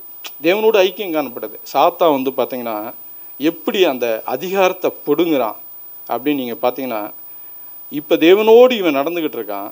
இவனை வந்து அட்டாக் பண்ணல. நீங்கள் வந்து பார்த்தீங்கன்னா ஏவாளை போய் அட்டாக் பண்ணுறான். ஏவாளை எப்படி அட்டாக் பண்ணுறான்னா வார்த்தையை கொண்டே அட்டாக் பண்ணுறாங்க. ஏவாள்கிட்ட வார்த்தையை கொண்டே அட்டாக் பண்ணுறான், வேறு எதுவும் கிடையாது. தேவன் சொன்ன வார்த்தையே இல்லை, அந்த தேவன் சொன்ன வார்த்தையை மாற்றி பொய்யை சொல்லுகிறான். அப்போ ஆட்டோமேட்டிக்காக அந்த இடத்துல அவர்கள் அந்த மாயைக்கு, அந்த பொய்க்கு தேவ மகிமை அந்த நேரத்தில் இழந்து போய் சந்தேகப்படுறாங்க. அப்போ சாத்தானுடைய வேலையை அதுதானே. ஆனால் ஆண்டவன் அவனை தேவன் சாயலாகவே தான் நீ சிருஷ்டித்தாங்க என்று போடப்பட்டிருக்க. இப்போ இவனை குறித்து, இந்த சாத்தானை குறித்து சொல்லப்படும் பொழுது, இவன் ஆகாயத்து அதிகார பிரபு, உலகத்தில் வந்து பார்த்திங்கன்னா ஆகாயத்தில் சுற்றி திரிகிறவன் என்று சொல்லப்பட்டிருக்கிறது. இவனை வந்து பார்த்திங்கன்னா எப்படி வந்து ஒரு அதிகாரம் கைமாற்றப்படுகிறது என்று சொல்லும் பொழுது, ரோமர் 6வது அதிகாரத்தில் 16வது வசனம் கிளியராக போட்டப்படுகிறது. என்னென்னா, எதற்கு கீழ்ப்படியும்படி உங்களை அடிமைகளாக ஒப்பு கொடுக்கிறீர்களோ அதற்கே கீழ்ப்படுகிற அடிமைகளாக இருக்கிறீர்கள் என்று அறியீர்களா. அப்போ யாருக்கு வந்து அந்த இடத்துல அவங்க ஒப்பு கொடுக்குறான்? சாத்தானுடைய வார்த்தைக்கு அவங்க ஒப்பு கொடுத்ததுனால, ஸ்திரீ ஒப்பு கொடுத்ததுனால ஆட்டோமேட்டிக்காக அவர்கள் அந்த அதிகாரத்தை இழந்து போகிறார்கள். இதுதான் இங்கே நடக்குது. இங்கே என்னென்னா, அவர்கள் அந்த உடன்படிக்கை மீறார்கள். அந்த உடன்படிக்கை மீறும் பொழுது இங்கே நடக்கக்கூடிய காரியம் ஆட்டோமேட்டிக்காக இங்கே மரணம் வந்துடுது. அதிகாரம் ஆட்டோமேட்டிக்காக அந்த அதிகாரம் மனுஷன்கிட்ட இருந்து அங்கே சாத்தான்கிட்ட போயிடுது. ஓகே, இப்போ ஆண்டவர் வந்து பார்க்குறாங்க, இந்த உலகத்தை சிருஷ்டித்த பர்பஸே வந்து பார்த்திங்கன்னா இவர்கள் வந்து பார்த்திங்கன்னா அவர்கள் கூட இருக்க வேண்டும் என்பதற்காக தான். அப்போ வந்து ஆண்டவர் உடனே ஒரு மீட்பின் திட்டம், அடுத்த வசனங்களே ஒரு மீட்பின் திட்டம் போடுறாங்க. ஆண்டவருடைய நோக்கம் என்னென்னா, பரிசுத்தமான ஒரு ராஜ்யம், பரிசுத்தமான ஒரு மனுஷகுலம் நிலைநாட்டணும் அப்படிங்கிறது தான். ஆனால் சாத்தானோட நோக்கம் என்ன தெரியுங்களா? தேவனுக்கு நான் நிகராக இருக்கணும் அப்படிங்கிற அந்த ஒரு நோக்கம். இவர் வந்து தன்னுடைய சாயலை அவர் பகிர்ந்து கொண்டு அவங்க கூட உறவாடுகிற ஒரு உன்னதமான அந்த எண்ணம் வந்து பார்த்திங்கன்னா. ஆனால் சாத்தானுக்கும் அப்படி கிடையாது. பொறாமல் அவங்கள எப்படிலாம் அழிக்கலாம் அப்படியான காரியங்கள் சாத்தானுடைய முக்கியமான நோக்கம். அப்புறம் வந்து பார்த்திங்கன்னா எதுக்காக அந்த மீட்பின் திட்டம் அப்படின்னா, மீட்பின் மூலயமாக மறுபடியும் அவனை சீர்படுத்தக்கூடிய அந்த காரியங்களை தான் ஆண்டவர் அந்த மீட்பின் திட்டத்தில் செயல்படுத்தணும்னு நினைக்கிறாங்க. ஆனால் இவன் என்ன நினைக்கிறான் தெரியுங்களா? சாத்தானே தேவ சாயலை எப்படிலாம் கெடுக்க முடியும் அப்படின்னு அவன் வந்து பிளான் பண்ணுறான். இப்போது இதை தான் வந்து பார்த்திங்கன்னா ஆதியாகமம் 3வது அதிகாரத்தில் 15வது வசனத்தில் முதலாவதாக அந்த மீட்பின் திட்டத்தில் ஆண்டவர் சொல்லி கொடுக்கக்கூடிய காரியங்கள். முதலாவது என்ன தெரியுங்களா சொல்கிறாரு? மீட்பர் வருவார் அப்படின்னு சொல்லி ஆண்டவர் அந்த இடத்துல சொல்லி கொடுக்குறாங்க. எப்படி மீட்பர் வருவார்? உனக்கும் ஸ்திரீக்கும், உன் வித்துக்கும் அவள் வித்துக்கும் பகை உண்டாக்குவேன், அவர் உன் தலையை நசுக்குவார், நீர் அவர் குதிங்காலை நசுக்குவார் என்று அவருடைய மீட்பின் வருகையை இங்கே சொல்கிறான். சாத்தனுக்கு ரொம்ப விஷயம், நீங்கள் ஒரு விஷயம் சொல்லியா தரணும். இப்போ ஆட்டோமேட்டிக்காக அவர் வந்து சொல்லிட்டாரு, ஒரு ஸ்திரீயின் வித்தில் தான் வருவோம் அப்படின்ட்டு. அப்போ அவன் பார்த்துக்கிட்டே இருக்கிறான். ஆக்சுவலி வந்து பார்த்தீங்கன்னா அந்த வித்து ஸ்திரீலேருந்து எந்த குழந்தை பிறக்குன்னு பார்த்துக்கிட்டே இருக்கிறான். அங்கே முதல் குழந்தை காயின். ஆட்டோமேட்டிக்காக அவன் என்ன பண்ணுறான்? வஞ்சகத்தினால, பொறாமையினால் அவனை வழி நடத்தி ஆட்டோமேட்டிக்காக அவனுடைய தம்பி ஆபேலை அவனை கொலை செய்யும்படியாக, அதாவது சகோதர கொலை, வன்முறை, அப்படியாக வந்து சாத்தான் எப்படியாக பழி வாங்குறான்னு பாருங்களேன். அது மட்டும் இல்லைங்க, காயினோட சந்ததியில் வந்து பார்த்திங்கன்னா ஒரு தேவ பக்தியற்ற கலாச்சாரம். என்னென்னா ஆண்டவர் என்னென்னா அவனுடைய பிள்ளையாக இருக்கணும், தேவ சாயல இருக்கணும் அப்படின்னு தான் நினச்சாரு. அவன் என்ன நினைக்கிறான், எனக்கு அதிகாரம் அந்த இடத்துலேருந்து எடுக்கப்பட்டு நீங்கள் என்னை பாதாளத்தில் தள்ளவிடப்பட்டீங்கல்ல, இப்போ நீ எந்த ஒரு மனுஷனுக்கு, ஒரு மண்ணால் செஞ்ச ஒரு மனுஷனுக்கு முழு அதிகாரம் கொடுத்தீங்கல்ல, அந்த அதிகாரத்தை, அந்த தேவ மகிமையை நான் வந்து எப்படி கெடுத்து போடுகிறேன் என்பதான காரியங்கள் தான் வந்து பார்த்திங்கன்னா ஆதியாகமம் முதல் வெளிப்படுத்தின விசேஷம் ப்ராப்பராக சொல்லப்பட்டிருப்பாங்க. ரெண்டாவது என்ன பண்ணுறாங்க, காயின் சந்ததியை அவன் வந்து பார்த்திங்கன்னா ஒரு தேவ பக்தியற்ற ஒரு கலாச்சாரமாக மாட்டுறாங்க. அடுத்ததாக அநேக கலப்பு திருமணங்கள். அதுக்கப்புறம் வந்து பார்த்திங்கன்னா மனுஷனுடைய இருதயத்தில் பார்த்தீங்கன்னா அவ்வளோ தீமை, அவ்வளோ வஞ்சகங்கள், அவ்வளோ பொறாமைகள் எல்லாவற்றையும் அவன் பண்ணிக்கிட்டே இருக்கிறான் வந்து பார்த்தீங்கன்னா. ஆனால் ஆண்டவர் என்ன தெரியுங்களா பண்ணுறாங்க, தேவனுடைய பிள்ளையாக ஒரு சந்ததி வேணும் என்று நீங்கள் வந்து பார்த்தீங்கன்னா 130 வருடங்கள் ஆகுது. அந்த 130 வருடங்கள் கழித்து அந்த மீட்பின் செயலை சேத் அப்படிங்கிற அந்த வம்சத்தின் மூலியமாக மறுபடியும் ஒரு சந்ததியை அவர் தெரிந்து கொள்கிறார். ஏன்னா வந்து சந்ததியை தெரிந்து கொள்கிறார். ரெண்டாவது வந்து பார்த்தீங்கன்னா ஒரு மீட்புக்கான களம் ஏற்படுத்தப்பட வேண்டும். மீட்புக்கான, ஏன்னா மீட்பர் வருவார்னு சொல்லிட்டாங்கல்ல. நீங்கள் பைபிள் வந்து ஆர்டராக சொல்கிறேன். மீட்பர் வருவார்னு சொல்லிட்டாங்க. அப்போ மீட்பர் வருவார், எங்கே வருவார்? ஆகாயத்தில் இருப்பாரா, பரலோகத்தில் இருப்பாரா, இங்கே பூமியில் இருப்பாரா? அந்த காரியங்கள் வந்து ஆண்டவர் நமக்கு சொல்லணும்ல. அப்போ நீங்கள் வந்து பார்த்தீங்கன்னா 500 வருஷங்க, 1 வருஷம் கிடையாது, 2 வருஷம் கிடையாது, 3 வருஷம் கிடையாது, 100 வருஷம் கிடையாது, 200 வருஷம் கிடையாது, குழந்தை இல்லாமல் 500 வருஷம் ஒருத்தன் இருக்கான். நம்ம வேதத்தில் தியானிச்சோம்னா ரொம்ப ஒரு ஆச்சரியமான காரியம். 500 வருஷத்தில் தான் அவங்களுக்கு வந்து 3 பசங்க பிறந்தாங்களாம் சொல்லப்பட்டிருக்கிறது. அப்போ 500 வருஷம் அவன் என்னென்னா நீதிமானும் உத்தமனுமாக இருந்தான். அங்கே இருக்கிற அந்த அநேக ஜனங்கள் எப்படியாக காணப்பட்டாங்கன்னா தேவனுக்கு விரோதமாய் கலப்பு திருமணங்கள், அங்கே களியாட்டங்கள் எல்லாம் நடைபெற்றது என்று வேதத்தில் சொல்லப்பட்டிருக்கு. இவனை ஏன் நான் படைச்சேன் அப்படின்னு சொல்லி ஆண்டவரை அந்த இடத்துல ஒரு நினைக்கக்கூடிய அந்த வசனங்கள்லாம் வேதத்தில் சொல்லப்பட்டிருக்கு. அப்போ ஆண்டவர் என்ன பண்ணுறாங்க, அந்த உலகத்தையே அழிக்கிறாங்க. உலகத்தை படைச்ச தேவன் இப்போ இங்கே என்ன நடக்குதுன்னா எல்லாம் தேவ மகிமையற்றவர்களாகி தேவனுடைய பிள்ளை சாயலிலேருந்து எல்லாம் சாத்தானோட பிள்ளைகளாக மாறிட்ட அப்படின்னு சொல்லிட்டு நீதிமானமாய் உத்தனமாய் இருந்த அந்த நோவா குடும்பத்தை தவிர மற்ற எல்லாவற்றையும் அவர்கள் ஜலத்தினால அங்கே அழிச்சிட்டாருங்க. அந்த இடத்துல மறுபடியும் ஒரு பரிசுத்தம் வருது. இப்போ இங்கே என்ன நடக்குது அப்படின்னா ஆண்டவர் அவன் வந்து தண்ணிலாம் வட்டினதுக்கப்புறம் இறங்கி வரப்ப ஆண்டவர் அந்த காட்சியை பார்க்குறாங்க, மனது உருகுகிறாங்க, அப்படியே இறங்கி அவங்ககிட்ட சொல்கிறாங்க, இனி மாம்சமான யாவையும் ஜலப்பிரயத்தினால் நான் சங்கரிக்க போகிறதே கிடையாது. எவ்வளோ ஆசையாக இந்த உலகத்தை நான் சிருஷ்டித்தேன், ஆனாலும் நான் வந்து இனிமேல் இந்த ஜலப்பிரளயம் கொண்டு இந்த பூமியை நான் அழிக்க போகிறதில்லன்னு அவர் ஒரு இரக்கத்தினால அந்த இடத்துல ஒரு உடன்படிக்கை பண்ணுறாருங்க. அப்போ வந்து அந்த மீட்புக்கான காலம் அது எங்கே அப்படின்னா தேவன் எங்கே வரப்போகிறார் என்று சொல்லும் பொழுது பூமியில் வரப்போகிறார் என்று இந்த இடத்துல வந்து காரியங்கள் சொல்லப்பட்டிருக்குது. அடுத்ததாக ஆண்டவர் அவங்கள்ட்ட ஒரு முதல் கட்டளை, அவங்க அந்த போட்லேருந்து இறங்கி வரப்ப ஒரு முதல் கட்டளை என்ன சொல்கிறாங்கன்னா, நீங்கள் பலுகி பெருகி பூமியை நிரப்புங்கள் என்று தேவன் நோவாவையும் அவன் குமாரரையும் ஆசீர்வதித்தார் என்று சொல்லப்பட்டிருக்கு. அப்போ வந்து பார்த்திங்கன்னா மனுஷன் என்னன்னு திரும்ப நினைக்கிறான், நான் பூமி எங்கும் எல்லா மனுஷனும் அங்கே சேர்ந்துக்கிறாங்க, நான் பூமி எங்கும் சிதறி போகாதபடிக்கு நமக்கு ஒரு நகரத்தையும் வானத்தீட்டும் சிகரமுள்ள ஒரு கோபுரத்தையும் கட்டி நமக்கு பேர் உண்டாக்க பண்ணுவோம் என்று வாருங்கள் என்று சொல்லி கொண்டாங்களாம். நீங்கள் ஆதியாகமம் 11:4. ஆண்டவருடைய திட்டம் அது கிடையாது இல்லை. ஆண்டவருடைய திட்டம் நீங்கள் பழுகி பெருகி பூமியை நிரப்புங்கன்னு சொல்கிறான். ஆனால் சாத்தா அவன் என்ன தந்திரமாக அங்கே இருந்து எங்கேயும் சிதறி போகக்கூடாது அப்படின்னு சொல்லி அங்கே ஒரு நகரத்தையும் வானத்தீட்டையும் சிகரமுள்ள கோபுரத்தையும் கட்டி நமக்கு பேர் உண்டாக்குவோம், எப்படிங்க பேர் உண்டாக்க பண்ணுவோம் என்று வாருங்கள் என்று அந்த இடத்துல சொல்லிக்கொள்ளதா சொல்லப்பட்டதா இங்கே சொல்லப்பட்டிருக்குது. நீங்கள் இப்போ வந்து பார்த்தீங்கன்னா நீங்கள் ஆண்டவர் வந்து பார்த்தீங்கன்னா அவங்க நோவாவை தெரிஞ்சுக்கிறாங்க. நோவாவுக்கு 3 பசங்க, நோவாவுக்கு சேம் காம் யாப்பேத் அப்படின்னு சொல்லிட்டு இங்கே தான் வந்து நம்ம அந்த ஜென்ரேஷன் வந்து ஆரம்பிக்குது. எப்படி ஆரம்பிக்குது அப்படின்னா நம்ம வந்து இந்த கானான் தேசம்னு ஒன்று நமக்கு இருக்கும், நமக்கு எல்லாருமே நம்ம தியானிப்போம். ஆனால் வந்து பார்த்திங்கன்னா இந்த கானான் தேசம்னு ஒன்று இருக்கும். இந்த பார்த்தீங்கன்னா யார் இந்த எங்கே இருக்குது இந்த கானான் தேசம், யார் இந்த கானான் அப்படின்னு பார்க்குறப்ப நோவாவுக்கு 3 பசங்க, அந்த 3ஆவதுல 2வது பசங்க வந்து காமுக்கு வந்து பார்த்தீங்கன்னா 11 பசங்கள். இந்த 11 பசங்க தான் வந்து பார்த்தீங்கன்னா சீதோன், கேத்து, அதுலேருந்து பார்த்தீங்கன்னா காமாத்தியர் வரை வந்து இவங்க சொல்லப்பட்டிருக்கு. இவங்க தான் வந்து கானானியர்கள். இவங்க இருந்த தேசம் தான் கானான் தேசம். ஓகேங்களா? அடுத்ததாக சேம் அப்படின்னு போகிறப்ப அவங்களுக்கு 5 பசங்க. சேமுக்கு 5 பசங்க, ஏலாம், லூத், ஆராம், அசூர், அர்பக்சாத் அப்படின்னு சொல்லிட்டு. இந்த அசூர் வம்சத்தில் வரக்கூடியவங்க தான் அசீரியர்கள். அப்போ அசூர் வம்சத்தில் வரக்கூடியவங்க தான் அசீரியர்கள். இவருக்கு வந்து பார்த்திங்கன்னா காமுக்கு வந்து பார்த்திங்கன்னா முதல் பையன் ஒருத்தர் இருப்பார், கூஸ் ஒன்று இருப்பார், கூஸ்ன்னு சொல்லிட்டு. அவருடைய வம்சத்தில் வரக்கூடியவர் அநேகர் இருக்காங்க. அதில் ஒருத்தர் வந்து நிம்ரோத்தை பற்றி வேதம் என்ன சொல்லப்பட்டிருக்குன்னா, கர்த்தருக்கு முன்பாக அவன் பலத்த வேட்டைக்காரனாக இருந்தான்னு சொல்லப்பட்டிருக்கு. இப்போ கர்த்தருக்கு முன்பதாக விரோதமாக காணப்பட்டவன் என்று அர்த்தம் வந்து பார்த்தீங்கன்னா. அப்போ இந்த மிஸ்ராயிம்னு அவன் 2வது பையன், அந்த வம்சத்தில் வரக்கூடியவன் தான் பெலிஸ்தியர். அப்போ இந்த பார்த்தீங்கன்னா இந்த வம்சப்பட்டியல் இப்படி தான் நமக்கு சொல்லப்பட்டிருக்குது. சரிங்களா? இந்த கானானியர்கள் இவங்கெல்லாம் வந்து ஏன் வந்து அந்த தேசம் அங்கே பிடிக்கப்பட்டது அப்படின்னா, அவங்க தேவனுக்கு எதிரான ஒரு கலாச்சாரம் அப்படியாக காணப்பட்டதுனால அவர்கள் அந்த தேசம் அந்த இடத்துல பிடிக்கப்பட்டது. அதற்கு பின்னாடி வந்து காரணங்கள் இருக்கிறது.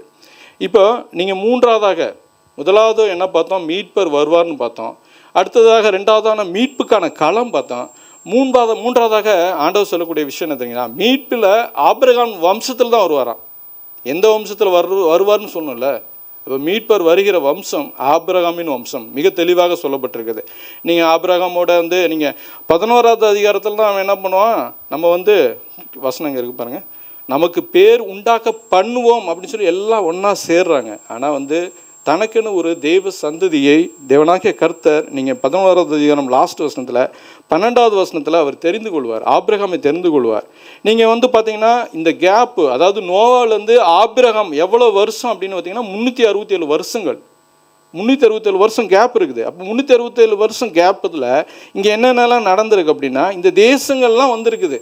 இந்த தேசங்கள் பெலிஸ்தே தேசம், அசீரியர்கள் தேசம், இந்த கானானுடைய பிள்ளைகள் அந்த கானான் தேசம், எல்லா தேசமும் வந்திருக்கு.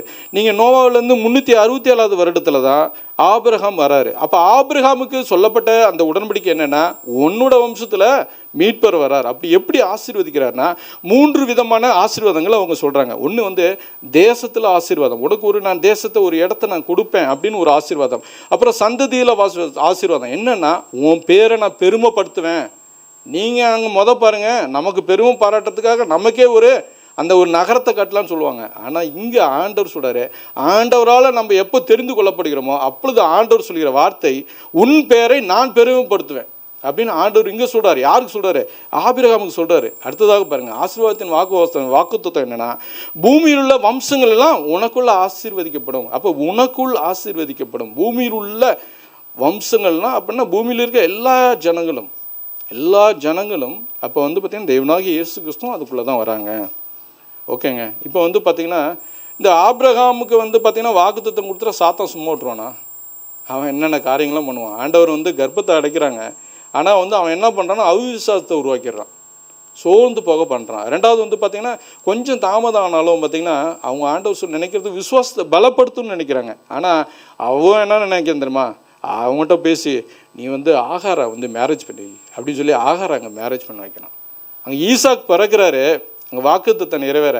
ஆனால் அவங்க என்ன பண்ணுறாங்க, ஆல்ரெடி இஸ்மேல் இருக்கான், அவன் வந்து சுதந்திரவாளியா அப்படின்னு சொல்லிட்டு அங்கே ஒரு பிரச்சனையை கிரியேட் பண்ணுறான். வந்து பார்த்திங்கன்னா அதுக்கப்புறம் வந்து பார்த்திங்கன்னா அங்கே எகிப்தியில் வந்து அடிமைத்தனம். நீங்கள் எகிப்திய அடிமைத்தனத்தை குறித்து நீங்கள் ஆதியாகமம் 15வது வருஷத்தில் 400 வருடங்கள் என்று சொல்லியிருப்பாங்க. ஆனால் நீங்கள் வந்து பார்த்தி யாத்திராமத்தில் 430 வருடங்கள் கழித்து தான் அவர்கள் வந்து அங்கே இதாவாங்க. அப்போ என்னென்னா அந்த இடத்துல வந்து பார்த்திங்கன்னா அந்த குழந்தைகள்லாம் கொல்லுவாங்க. வந்து பார்த்திங்கன்னா அந்த மோசே காலத்தில் அந்த அடிமைத்தலை குழந்தைகளை, ஆண் குழந்தைகளை எல்லாமே கொல்ல செய்வாங்க. ஏன்னா இந்த வம்சத்துலன்னு சொல்லியாச்சுல, ஆபிரகாம் வம்சத்துலன்னு சொல்லியாச்சுல, அப்போ ஆபிரகாம் வம்சத்துக்கு ஆண் குழந்தைகளெல்லாம் கொல்லு அப்படிங்கிற ஒரு சட்டத்தை அங்கே கொண்டாட ஆரம்பிக்கிறான். பார்த்திங்கன்னா அப்போ செங்கடலில் அதே மாதிரி தான் வந்து பார்த்திங்கன்னா அவங்க வந்து பார்த்திங்கன்னா ஆண்டவர் வழி நடத்துவாங்கன்னு தெரியும். ஆனால் ஒரு பெரிய அந்த இடத்துல முறுமுறுப்பு, அந்த இடத்துல ஒரு பெரிய பயம், இதெல்லாம் வந்து அவங்க பிள்ளைகளுடைய வாயிலேருந்து அவன் வர வைக்கிறான். 2வது கடைசியாக ஒன்று பார்த்திங்கன்னா அமலேக்கியர்கள் அந்த இதுலேருந்து எகிப்துலேருந்து திரும்பி வரப்போ முதல்ல அவங்ககிட்ட சண்டை போட்டது அவங்க தாங்க. அங்கே ஒரு பெரிய தடையை உண்டாக்குறாங்க. அதனால தான் ஆண்டவர் அந்த அமலேக்கியர்கள் முற்றிலுமாக அழிப்பேன் என்று அந்த இடத்துல சொல்கிறாங்க. இந்த அமலேக்கியர்கள் யார் அப்படின்னு பார்த்தீங்கன்னா ஏசாவுடைய கொள்ளு பேரன் தான். யாக்கோபு ஏசாவுடைய கொள்ளு பேரன் தான் இந்த அமலேக்கியர்கள். இப்போ பாருங்களேன், இப்போ இந்த நோவாவுக்கு நம்ம சொல்லிட்டோம், சரி ஓகே. இந்த நோவாவுக்கு வந்து பார்த்திங்கன்னா வாக்கு தத்தம் பண்ணப்பட்ட தேசம், அதாவது வந்து அவனுடைய சந்ததிக்கு வாக்கு தத்தம் பண்ணப்பட்ட தேசம்தான் இந்த கானான் தேசம். சரிங்களா? அப்போ கானான் தேசத்துக்கு முன்னாடி இவர்கள் இந்த இஸ்ரவேலர்களுக்கு முன்னாடி எவ்வளோ பெரிய காரியங்கள்லாம் இருக்குது பாருங்கள். அந்த தேசம் முழுவதுமாக எதிராக காணப்படுகிறது. அப்போ சாத்தானுடைய இது பார்த்திங்கன்னா அவனுக்கு யாரெல்லாம் தேவனுடைய பிள்ளையோ அவனுக்கு எதிராக அநேக காரியங்களை இங்கே செஞ்சு வச்சுருக்கான். தேசத்தையே எதிராக திருப்பி வச்சிருக்கிறான். அந்த காரியங்கள்லாம் அங்கே சொல்லப்பட்டிருக்குது. அடுத்ததாக 4வதாக என்ன உடன்படிக்கைனா இஸ்ரவேல் மக்களோடு, அதாவது உடன்படிக்கை சீனாய் மலையில். இப்போ நீங்கள் வந்து பார்த்தீங்கன்னா எகிப்துலேருந்து அவங்க போகிறாங்க, அங்கே போயிட்டு சீனாய் மலையில் போகும்பொழுது அநேக காரியங்கள் என்ன அதுக்கு முன்னாடி பார்த்த அந்த எல்லா அவங்க பாவங்களை ஃபுல்லாக செய்கிறாங்க. தேவனை தூசிக்கிறதுலேருந்து அநேக காரியங்கள், எல்லா காரியங்களும் தேவனுக்கு எதிராக முறுமுறுக்கிற காரியங்கள், எல்லா காரியமும் அவங்க செய்கிறாங்க. அப்போ ஆண்டவர் என்ன சொல்கிறாங்க, ஒரு பெரிய வாக்குத்தத்தம் கொடுக்குறாங்க, ஒரு பெரிய காரியங்களாம் வரப்போகுது அப்படின்னு சொல்லிட்டு. என்ன காரியம் அப்படின்னா வந்து என்னென்னா, நீங்கள் என் வாக்கை உண்மையாக கேட்டு என் உடன்படிக்கையை கை கொள்வீர்களானால் சகல ஜனங்களில் நீங்களே எனக்கு சொந்த சம்பத்தாக இருப்பீர்கள் என்று அங்கே சொல்லுகிறாங்க. ஆனால் அதே ஆண்டவர் சொல்கிறாங்க, என்ன சாபம் வரும் அப்படின்னா, நீ வந்து உன் தேவனாகிய கர்த்தருடைய சத்தத்திற்கு செவி கொடாமலும் நான் இன்று உனக்கு விதிக்கிற அவருடைய எல்லா கற்பனையும் கட்டளையும் இப்படி செய்ய சமாதானமாக இராமல் போவாயாகில் இந்த சாபங்கள்லாம் உன் மேலே வந்து உனக்கு தங்கும் அப்படின்னு வந்து சொல்கிறாங்க. அப்போ ஆண்டவர் சொல்கிறது என்னென்னா, எதிர்த்தாப்புல ஒரு பெரிய ஜாதி இருக்குது, கூட்டங்கள் இருக்குது. அந்த கூட்டத்தில் அநேக காரியங்கள், அநேக விக்கிரகங்கள் வழிபாடு, அநேக வேசித்தனங்கள் எல்லாமே இருக்குது. நான் அந்த தேசத்தில் தான் உன்னை போய் விட போகிறேன். நீ அப்போ வந்து பார்த்தீங்கன்னா என்னுடைய பிள்ளையாக இருந்தால் நீ என்னுடைய பிள்ளையாக காணப்படுவ, என் ஜனமாய் காணப்படுவ.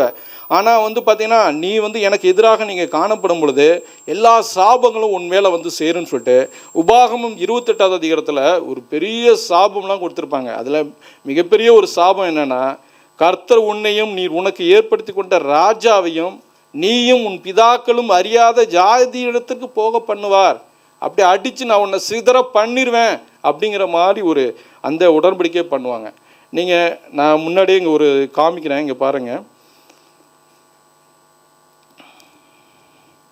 இந்த ஸ்லைட்ஸில் இந்த ரெட் கலர்லாம் இருக்குல்ல, இது எல்லாமே இருநபர் உடன்படிக்கை. இதெல்லாம் இருநபர் உடன்படிக்கை. இந்த இருநபர் உடன்படிக்கையில் ஆட்டோமேட்டிக்காக சாபம் வந்துடும், ஆசீர்வாதமும் இருக்கும், சாபமும் இருக்கும். நீங்கள் ஆதாமோட உடன்படிக்கையில் பண்ணுறதுல வந்து பார்த்திங்கன்னா சாபம் இருக்கும் ஆட்டோமேட்டிக்காக. நோவோட சாபம் கிடையாது, ஆசீர்வாதம் மட்டும்தான். ஆபிரகாமோட வந்து பார்த்திங்கன்னா ஒன்லி வந்து ஆசீர்வாதம் மட்டும்தான். இஸ்ரவேல் மக்களோட சாபம் ஆட்டோமேட்டிக்காக வந்துடும். தாவீது உடன்படிக்கையில் சாபம் கிடையாது. அப்போது இங்கே 4வதாக அந்த சொல்லப்பட்ட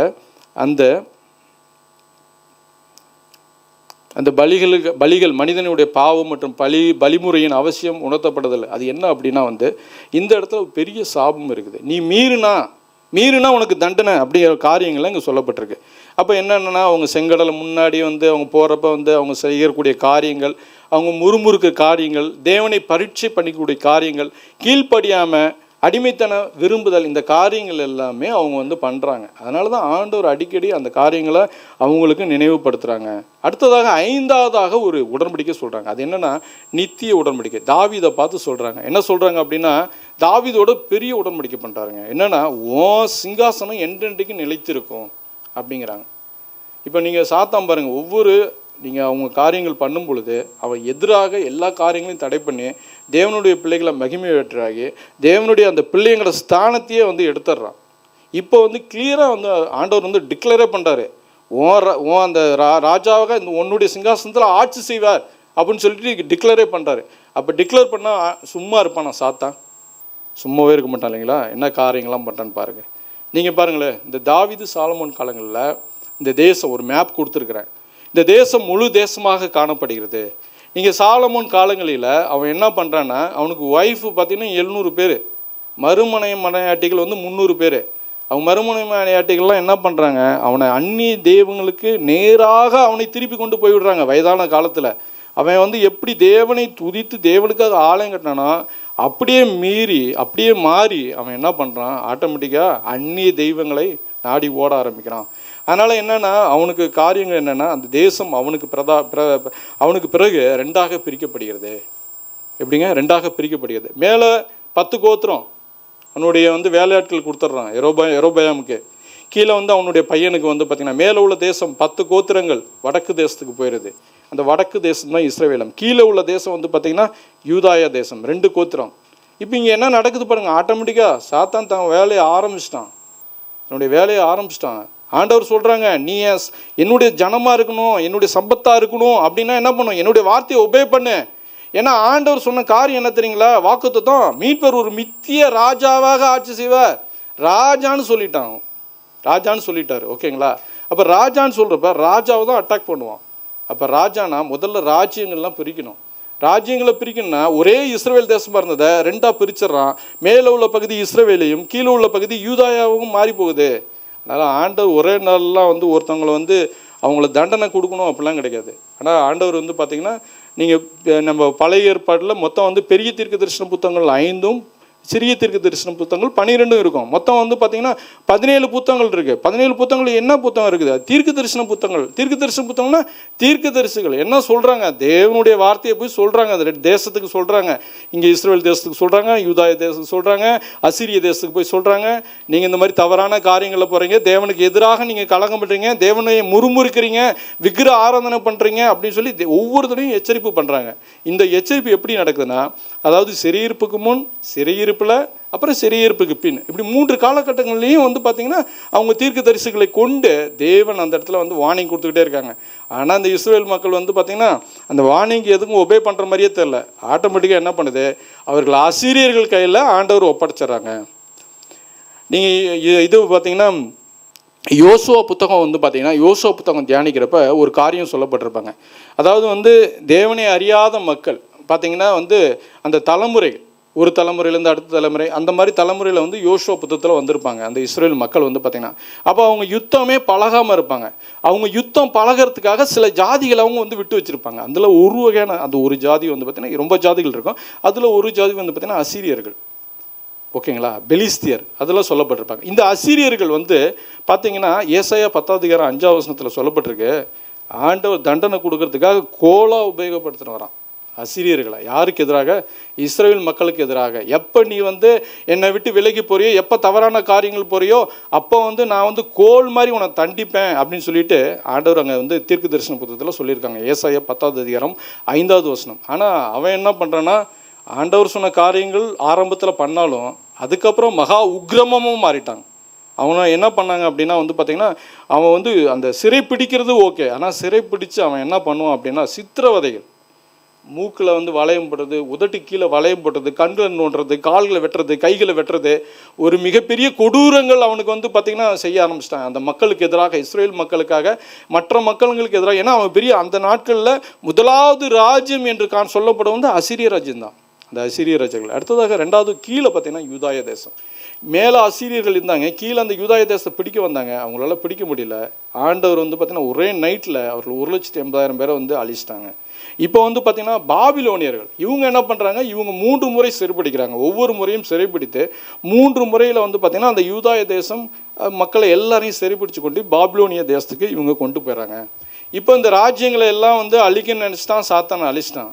ஆனால் வந்து பார்த்திங்கன்னா இந்த பாபிலோனிய சிறையிருப்புக்கு முன்பதாக ஒரே ஒரு ராஜாவை எல்லாத்தையும் அழிச்சிட்டா ராஜ்யம் ஃபுல்லாக அழிஞ்சுன்னு சொல்லிட்டு அவன் என்ன பண்ணுவான் வந்து பார்த்திங்கன்னா அகசிய ராஜா, அவனுடைய பையன் வந்து அவர் வந்து இறந்து போயிடுவார். அப்போ அவங்க அம்மா அத்தாலியா என்ன பண்ணுறாங்க அப்படின்னா வந்து பார்த்திங்கன்னா என் பையனே போயிட்டான், யாருமே இருக்கக்கூடாது ராஜ குடும்பத்தில் அப்படின்னு சொல்லிட்டு இருக்கிற எல்லா ராஜ குடும்பத்தில் இருக்க எல்லா ஆண்களையும் கொலை பண்ணுறாங்க.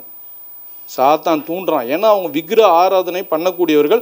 அவங்க வந்து பார்த்திங்கன்னா இஸ்ரவேலிலேருந்து வந்த இவங்க வந்து இங்கே கல்யாணம் பண்ணுவாங்க யூதாயில். அப்போ அவங்க விக்கிர ஆராதனை பண்ணக்கூடிய அவங்க என்ன பண்ணுறாங்க, யோய்தா அப்படிங்கிற ஒரு ஆசாரியன் அவன் என்ன பண்ணுறான், யோவாஸ் அவனை வந்து பார்த்திங்கன்னா இதில் வந்து சர்ச்சில் கொண்டு போயிட்டு வந்து பார்த்திங்கன்னா 6 வருஷம் ஒழிச்சு வைக்கிறான். 6 வருஷம் ஒழிச்சு வச்சு அதுக்கப்புறம் 7வது வருஷத்தில் அவனுக்கு வந்து மணிமூடம் சூட்டப்படுகிறது. அதுக்கப்புறம் அத்தாலியால் கொல்லப்படுகிறான். இப்போ முன்னாடி சொன்னேன்னா அந்த ராஜ வம்சத்தில் தான் அந்த சிங்காசனம் வந்து நான் சூட்டப்படுன்னு சொன்னோன்னே சாத்தான் அதை பிடிச்சிக்கிட்டு ராஜ வம்சத்தில் யார் யாரெல்லாம் இருக்காங்களோ எல்லாரையுமே காலி பண்ண நினைக்கிறான். எல்லாரையும் காலி பண்ணுறான். ஒரே ஒருத்தன் தான் மிஞ்சும், யோவாஸ் மட்டும்தான் வந்து அவன் மட்டும்தான் மிஞ்சினான், எல்லாரையும் அழிச்சிட்டான். இப்போ சாத்தான் வந்து பார்த்திங்கன்னா தேவனுக்கு எதிராக கலகம் செய்யக்கூடியவனா அவன் வந்து காணப்பட்டான். ஆனால் வந்து பார்த்திங்கன்னா கோரேசு குறித்து ஆண்டவர் வந்து பார்த்திங்கன்னா முன்குறித்திருந்தாங்க. இது எப்படி இந்த தேசங்கள் அப்படின்னா பாபிலோனிய தேசம். இந்த பாபிலோனிய தேசத்தை ஒரே நிமிஷம், இந்த அசீரியர்கள் தேசம் இருக்குது. இந்த அசீரியர்கள் தேசத்தை யார் அழிக்கிறாங்கன்னா மேதிய அண்டு நம்ம வந்து பார்த்திங்கன்னா பாபிலோனிய தேசம், இது 2 பேரும் சேர்ந்துக்கிட்டு அவங்க என்ன பண்ணுறாங்க, நீங்கள் வந்து அசீரியர்களை அழிக்கிறாங்க. அதுக்கப்புறம் இந்த பாபிலோனிய தேசத்தை யார், நான் அடுத்தது மேப் கொடுக்குறேன் உங்களுக்கு கொஞ்சம் புரியும். வந்து பார்த்தீங்கன்னா இந்த ஏசாயா இந்த கோரஸை குறித்து என்ன சொல்லியிருக்காங்க அப்படின்னா, அவன் என் மேய்ப்பேன் அப்படின்னு சொல்கிறாங்க. அவன் என் மேய்ப்பேன், அவன் பிறக்கவே இல்லை, அவன் பேரே முன்குறிக்கிறாங்க, முன்குறித்து அவன் மேய்ப்பேங்கிறாங்க. ஏன்னா என்னுடைய பிள்ளைகளை எல்லாவற்றையும் மறுபடியுமாக என்னுடைய தேசத்துக்கு அனுப்பி வைக்கக்கூடிய ஒரு நல்ல மேய்ப்பனாக அவன் காணப்படுவான்னு சொல்லிட்டு அவனை குறித்து அந்த ஏசாயா புத்தகத்தில் அங்கே சொல்லப்பட்டிருக்கிறது. இப்போ நம்ம படித்த காரியங்கள்லாம் பாருங்களேன். முதலாவதாக என்ன மீட்பின் திட்டம் தான். பைபிளில் வந்து ஆதியாகமம் முதல் மல்கியா புத்தகம் வர மீட்பின் திட்டம் தான். அது என்ன திட்டம்னா, ஆதாமுக்கு என்ன கொடுத்தாங்கன்னா மீட்பர் வருவார் அப்படிங்கிற ஒரு திட்டம். 2வது நோவாக்கான மீட்புக்கான களம், அந்த களம் வந்து மீட்பர் வரக்கூடிய களம் பூமி தான் அப்படின்னு சொல்கிறாங்க. 3வதாக ஆபிரகாம் சொல்லப்படுது, மீட்பர் ஆபிரகாம் வம்சத்தில் தான் வருவார் அப்படின்னு சொல்கிறாங்க. மோசைக்கிட்ட சொல்கிறாங்க, இவ்வளோ காரியங்கள் இருக்குது, நான் எல்லாமே ரெடி பண்ணிட்டேன், ஆனால் உனக்கு முன்பாக எதிரான அநேக பாவங்கள்லாம் இருக்குது, அதுக்கு முன்னாடி நீ வந்து பரிசுத்தமாக இருக்கணும், நீ பரிசுத்தம் இல்லைன்னா நீ சிதறடிக்கப்பட்டுருவ, அப்படி காரியங்கள்லாம் அங்கே சொல்லப்பட்டிருக்கு. தீர்க்கதரிசிகளை வச்சு அநேக காரியங்கள் ஒவ்வொரு அந்த காலகட்டங்களையும் சொல்லிக்கிட்டே வராங்க. தாவீது காலத்தில் ஆண்டவர் சொல்கிறாங்க, மீட்பர் வந்து நித்திய ராஜாக ஓன் சிங்காசனத்தில் உட்காருவாங்க அப்படின்னு சொல்லிட்டு சொல்கிறாங்க. அப்போ இந்த மீட்பின் திட்டம் வந்து இதுதான் வந்து பார்த்தீங்கன்னா. ஓகே, இந்த மீட்பின் திட்டத்தில் நம்ம கடைசியாக நம்ம வந்து முதல்ல பார்த்தோம் இல்லைங்களா, ஆதியாகமம் புத்தகத்தில் மனிதகுல மீட்பிற்காக தேவன் கொடுத்த முதல் வாக்குறுதி என்னென்னா மீட்பர் வருவார். அது எங்கே வந்து முடியுது பாருங்களேன், அது வந்து பார்த்திங்கன்னா இயேசு கிறிஸ்துவில் வந்து முடியுது. அப்போ மீட்பின் திட்டம் எங்கே முடியுதுன்னா, நீங்கள் அப்போ வந்து பழைய ஏற்பாடு படிக்கும் பொழுது இந்த 5 உடன்படிக்கைகளை வைத்து தியானிக்கலாம். நீங்கள் 5 உடன்படிக்கைகளை வைத்து தியானிக்கும் பொழுது நீங்கள் ஆதாம் குறித்து காரியங்கள் அப்படியே வரப்போ நோவா வரலும் வந்துடும். அப்போ நோவாலேருந்து அப்படியே படிக்கிறப்ப நீங்கள் ஆபிரகாம் வரலும் வந்துடும். அப்போ ஆபிரகாம் அவங்க சந்ததியெல்லாம் குறித்து படிக்கணும். அப்போ ஆபிரகாம் சந்ததியெல்லாம் குறித்து படிக்கும் பொழுது அவங்களுடைய பிள்ளைகள் யார், அவங்களுடைய பிள்ளைகள் யார், அவங்க எந்தெந்த வம்சம் அப்படின்னு தெரியும். யார் கானானியர்கள், யார் பெலிஸ்தியர்கள், யார் அசீரியர்கள், யார் அமலேக்கியர்கள் அப்படின்னு சொல்லி, யார் எபோசேரி, யார் எமோரியர், எல்லா காரியங்களுமே நீங்கள் வந்து அவங்க நோவா படிக்கிறப்பே தெரிஞ்சிடும் வந்து பார்த்தீங்கன்னா. அப்புறம் ஆபிரகாம் படிக்கிறப்ப அவங்களோட பிள்ளைங்கள் யார், அவங்க ஈசாக்கு யார், யாக்கோபு யார், அவங்களுக்கு என்ன கோத்திரங்கள், எத்தனை பிள்ளைகள் இருக்கிறாங்க, அவங்க போய் எங்கே அடிமைப்பட்டாங்க, அவங்க மறுபடியும் எப்படி அடிமைத்தனத்துலேருந்து மீட்டு வந்தாங்க, சீனாய் மலை அது வரலும் வந்துடும். நீங்கள் அந்த ஸ்டோரி அப்படியே வந்துக்கிட்டே இருக்கும், கண்டினியூட்டியாக தான் வந்துக்கிட்டே இருக்கும். ஒவ்வொரு டைமும் ஆண்டவர் வந்து உடன்படிக்கை கொடுத்துக்கிட்டே இருக்கிறாங்க. நீங்கள் வந்து எங்கேயுமே மிஸ்ஸே ஆகாது வந்து பார்த்தீங்கன்னா, நடுப்புற வேறு எந்த ஸ்டோரியுமே வராது. அப்போ சீனாய் மலை வருவாங்க. சீனாய் மலையில் ஆண்டவர் ஆல்ரெடி வந்து உடன்படிக்கை கொடுத்துட்டாங்க. உபாகமத்தில் மிகப்பெரிய அந்த 28வது அதிகாரம் படித்து பார்த்தீங்கன்னா ரொம்ப ஒரு கொடூரமாக இருக்கும். வந்து பார்த்தீங்கன்னா, நீ என் முன்னாடியே சொல்லிடுவாங்க, நீ என் புள்ள, நீ என் சம்பத்தாக இருப்ப, என் ஜனமாக இருப்ப, ஆனால் உனக்கு முன்னாடி பெரிய கண்ணி இருக்குது, ஜாக்கிரதையாரு அப்படின்னு சொல்லுவாங்க. ஸோ இந்த காரியங்கள் நம்ம இது மாதிரி படிக்கும்பொழுது மிகவும் இன்னும் எளிதாக தெரியும். நான் பாருங்களேன், உங்களுக்கு புரியறதுக்காக ஒரு மேப் காமிக்கிறேன். இது வந்து பார்த்திங்கன்னா அசீரியன் எம்பையர். பார்த்திங்கன்னா இந்த மேப்பில் வந்து பார்த்திங்கன்னா இது வந்து அசீரியாங்க. இது இங்கே பாருங்களேன், இது பாபிலோனிய தேசம். இன்றைய நாளிலே இது வந்து ஈராக். இது வந்து பார்த்திங்கன்னா இந்த பெர்சியன் தேசம், இந்த மேதிய தேசம், இந்த ரெட் கலர் இருக்குல்ல, இது வந்து ஈரான். பெர்சிய தேசம் என்பது ஈரான், பாபிலோனிய தேசம் என்பது ஈராக். இங்கே அசீரிய தேசம் இருக்குது. இந்த அசீரிய தேசத்தை குறித்து ஒரு ரகசியம் சொல்லி இருக்குது. என்னென்னா, நீங்கள் ஆதியாகமம் 2வது அதிகாரத்தில் சொல்லும் பொழுது இந்த ஒரு ரிவர் இங்கே வந்து போகும். வந்து பார்த்திங்கன்னா இந்த டைகிரிஸ் அப்படின்னு ஒரு ரிவர் போகும். இந்த ரிவர் வந்து பார்த்திங்கன்னா ஆதியாகமம் 2வது அதிகாரத்தில் சொல்லப்பட்டிருக்கும். இது வந்து பார்த்திங்கன்னா இதக்கல் ரிவர். இதுக்கு பேர் தான் இதக்கல் ரிவர். இது எப்படின்னா, இது எப்படி வந்து இந்த டைகிரிஸ் ரிவராக மாறிச்சு அப்படின்னா, இது வந்து நீங்கள் பார்த்தீங்கன்னா ஒவ்வொரு சாம்ராஜ்யங்கள், ஏன்னா இப்போ முதல் இவங்க சாம்ராஜ்யம் சுமேரியர்கள் சாம்ராஜ்யம் வரும், அதுக்கப்புறம் வந்து அசீரியர்கள் வருவாங்க, அசீரியர்களுக்கு அப்புறம் பாபிலோனியர் வருவாங்க, பாபிலோனியருக்கு அப்புறம் பெர்சியர் வருவாங்க, பெர்சியருக்கு அப்புறம் வந்து அலெக்சாண்டர் கிரேக்கர் வருவாங்க, கிரேக்கனருக்கு அப்புறம் வந்து ரோமானியர் வருவாங்க. ஒவ்வொரு ராஜ்யங்களும் வரப்போ அவங்கவுங்களுடைய பெயர்கள் அந்த இடத்துக்கு வச்சுருவாங்க. ஆனால் அதனுடைய அர்த்தம் ஒன்று தான். அது என்னென்னா, வேகமாக ஓடக்கூடிய ஒரு ஆறு, ரொம்ப ஃபாஸ்ட்டாக வரும். ஏன்னா இந்த ஆறை வச்சு தான் அவங்க நினிவே பட்டணத்தை எப்படி பிடிக்கிறாங்கன்னு சொல்லிட்டு அந்த காரியங்கள்லாம் சொல்லப்பட்டிருக்கோம். வந்து பார்த்தீங்கன்னா இப்போ இதக்கல் ரிவர்ங்கிறது இதுதான். அதுதான் வந்து பார்த்தீங்கன்னா காலப்போக்கில் வேறு சாம்ராஜ்யங்கள் வரப்போ அது டைகிரிஸ் அப்படின்னு சொல்லிட்டு அது வந்து மாற்றப்பட்டது. அப்போ அசிரிய சாம்ராஜ்யம் என்பது இந்த தேசம்தான்.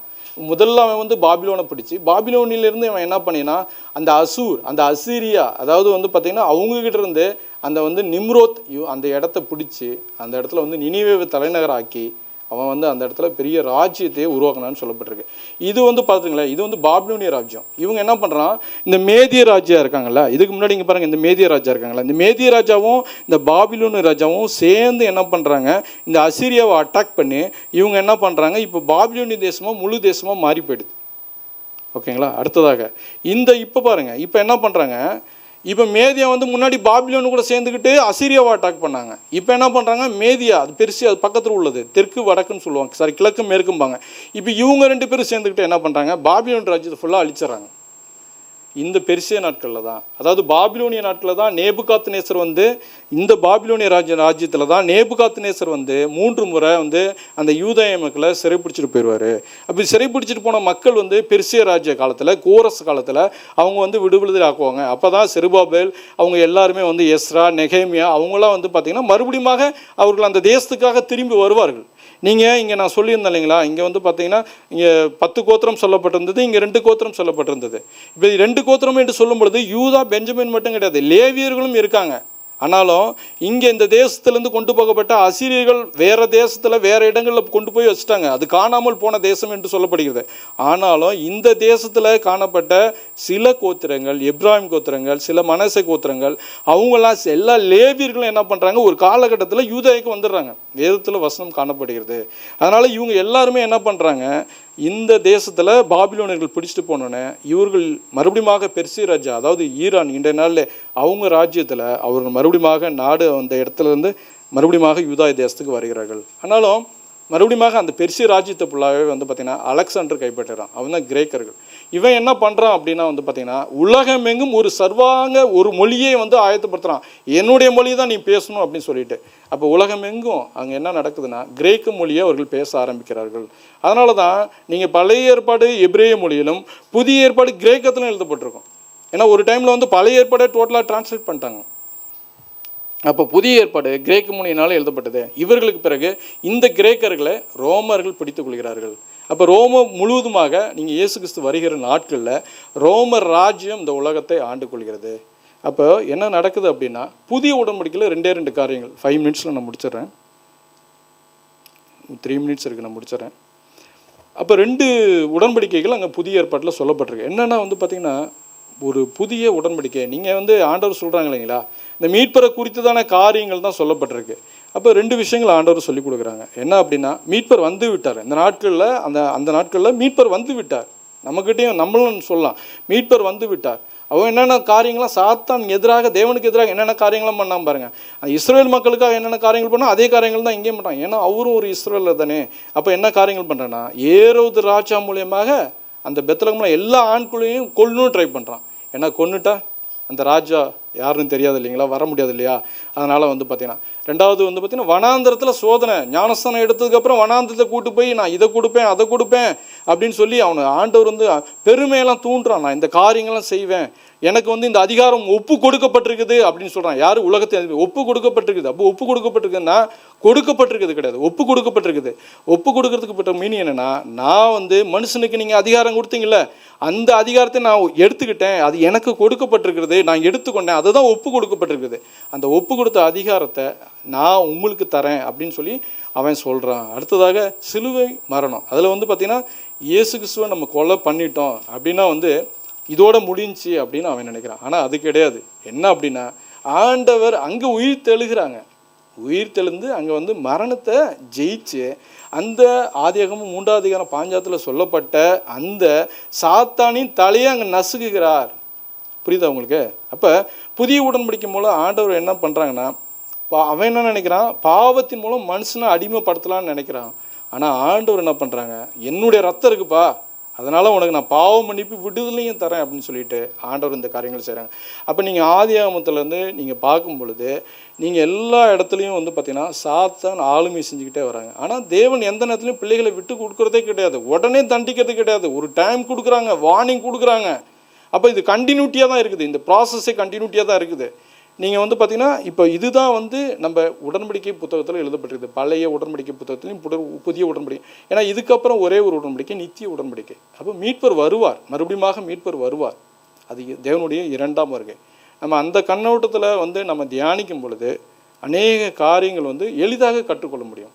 நீங்கள் பழைய ஏற்பாடு புத்தகங்கள் காணும் பொழுது நீங்கள் எப்படிலாம் பிரிச்சிருக்காங்க அப்படின்னு சொல்லி நீங்கள் தியானிங்க. 5ஆகமம் பிரிச்சிருப்பாங்க, வரலாறு புத்தகங்கள் பிரிச்சிருப்பாங்க, கவிதை புத்தகங்கள் பிரிச்சிருப்பாங்க, பெரிய தீர்க்க தரிசனம் பிரிச்சிருப்பாங்க, சிறிய தீர்க்க தரிசனங்களை பிரிச்சிருப்பாங்க. இப்படியாக நீங்கள் பிரிச்சுட்டே வரணும். நடுப்புற வந்து ஒரு 430 வருஷம் கேப் இருக்கும். அந்த 430 வருஷம் கேப் ஒன்று இருக்கும், இருண்ட காலம்னு சொல்லுவாங்க. நம்ம இதை எப்படி தியானிக்கலாம் அப்படின்னா, 430 வருஷம் எப்படி இஸ்ரவேலர்கள் அடிமைத்தனத்தில் காணப்பட்டார்களோ அதே மாதிரி இந்த இடத்துல கேப் இருக்கா? அப்போ என்ன காரணம் அப்படின்னா, அவர்கள் வந்து பாபிலோனிய, பெர்சிய, கிரேக்க, ரோமானியர்கள் கீழே அங்கே அடிமைகளாக காணப்பட்டார்கள், நாடு சிதறடிக்கப்பட்டார்கள். அந்த காரியங்கள்லாம் எழுதி வைக்கல. அப்போ நீங்கள் புதிய ஏற்பாடு எப்படி தியானிக்கலாம்? புதிய ஏற்பாடும் அதே மாதிரி சுவிசேஷ புத்தகங்கள், 4 சுவிசேஷ புத்தகங்கள் சொல்லப்பட்டிருக்கின்றன. அதில் 4 சுவிசேஷ புத்தகங்களில் முதல் 3 சுவிசேஷ புத்தகங்கள் ஒத்த சுவிசேஷ புத்தகங்கள் சொல்லுவாங்க, சினாப்டிக் காசல் அப்படிம்பாங்க. அதில் ஒரே விதமான கருத்துக்கள் தான் சொல்லப்பட்டிருக்கும். அப்போ நீங்கள் ஒரே விதமான கருத்துக்கள், உவமைகள், பிரசங்கங்கள் எல்லாமே அதில் இருக்கும். ஆனால் யோவான் எழுதும் பொழுது அவர் தெய்வீக தன்மையை குறித்து எப்படி வந்து கழுகு வந்து அந்த யோவான் வந்து அந்த கழுகு சிம்பிளாக வச்சு எழுதியிருப்பாங்க, எப்படி வந்து பார்க்குறாங்களோ, உலகத்தை பார்க்குறாங்களோ மேலேருந்து, அது மாதிரி தெய்வீக தன்மையை குறித்து எழுதியிருப்பாங்க. நீங்கள் 5 புத்தகங்கள் பழைய ஏற்பாட்டில் வரலாறு புத்தகம் இருக்கும். ஆனால் புதிய ஏற்பாட்டில் ஒரே ஒரு வரலாறு புத்தகம் தான், அப்போஸ்தலர் நடவடிக்கைகள்.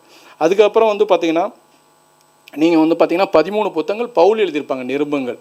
அதுக்கப்புறம் வந்து பொதுவான நிருபங்கள். அதுக்கப்புறம் வந்து பார்த்திங்கன்னா வெளிப்படுத்தல் விசேஷம். நீங்கள் அப்போ புத்தகத்தை நம்ம அப்படியாக தியானிக்கும் பொழுது, பிரித்து தியானிக்கும் பொழுது மிக எளிதாக வேதம் வந்து நமக்கு புலப்படும். ஓகேங்களா? இந்த வாய்ப்பை வழங்கிய கர்த்தருக்கு ஸ்தோத்திரம், சபையாருக்கும் ஸ்தோத்திரம். தொடர்ந்து வந்து பார்த்திங்கன்னா ஒரு ப்ராப்பராக ஒரே ஒரு கான்செப்டில் படிக்கலாம். அந்த கான்செப்டில் படிக்கும் பொழுது வேதம் மிக எளிதாக புரியும். இந்த நாளில் கூட நம்ம வந்து பார்த்திங்கன்னா இந்த உடன்படிக்கையை வைத்து தியானித்தோம். அப்போ உடன்படிக்கை வைத்து தியானிக்கும் பொழுது அந்த மீட்பின் காரியங்கள், உலகத்தில் ஆண்டவர் எதுக்காக மனுஷனை சிருஷ்டித்தாங்க, அப்படி மனுஷனை சிருஷ்டிக்கும் பொழுது என்ன காரியங்கள் நடந்தது, அப்போ ஒவ்வொரு இடத்துலையும் எப்படி ஆண்டவர் உடன்படிக்கை பண்ணுறாங்க, அதோட கண்டினியூஷன் தான் வந்து பார்த்திங்கன்னா அப் டு ஜீசஸ் வரையிலுமே இருக்குது. நித்திய உடன்படிக்கையும் அப்படி தான் கொடுத்துருக்குறாங்க. அதனால் நம்ம இப்படியாக தியானிப்போம். கர்த்தருடைய காரியங்களை இன்னும் அதிகமாக நாம் கற்றுக்கொள்வோம். கர்த்தருடைய நாம் இன்றும் சதா காலங்களிலும் உயர்த்தப்படுவதாக. ஆமீன்.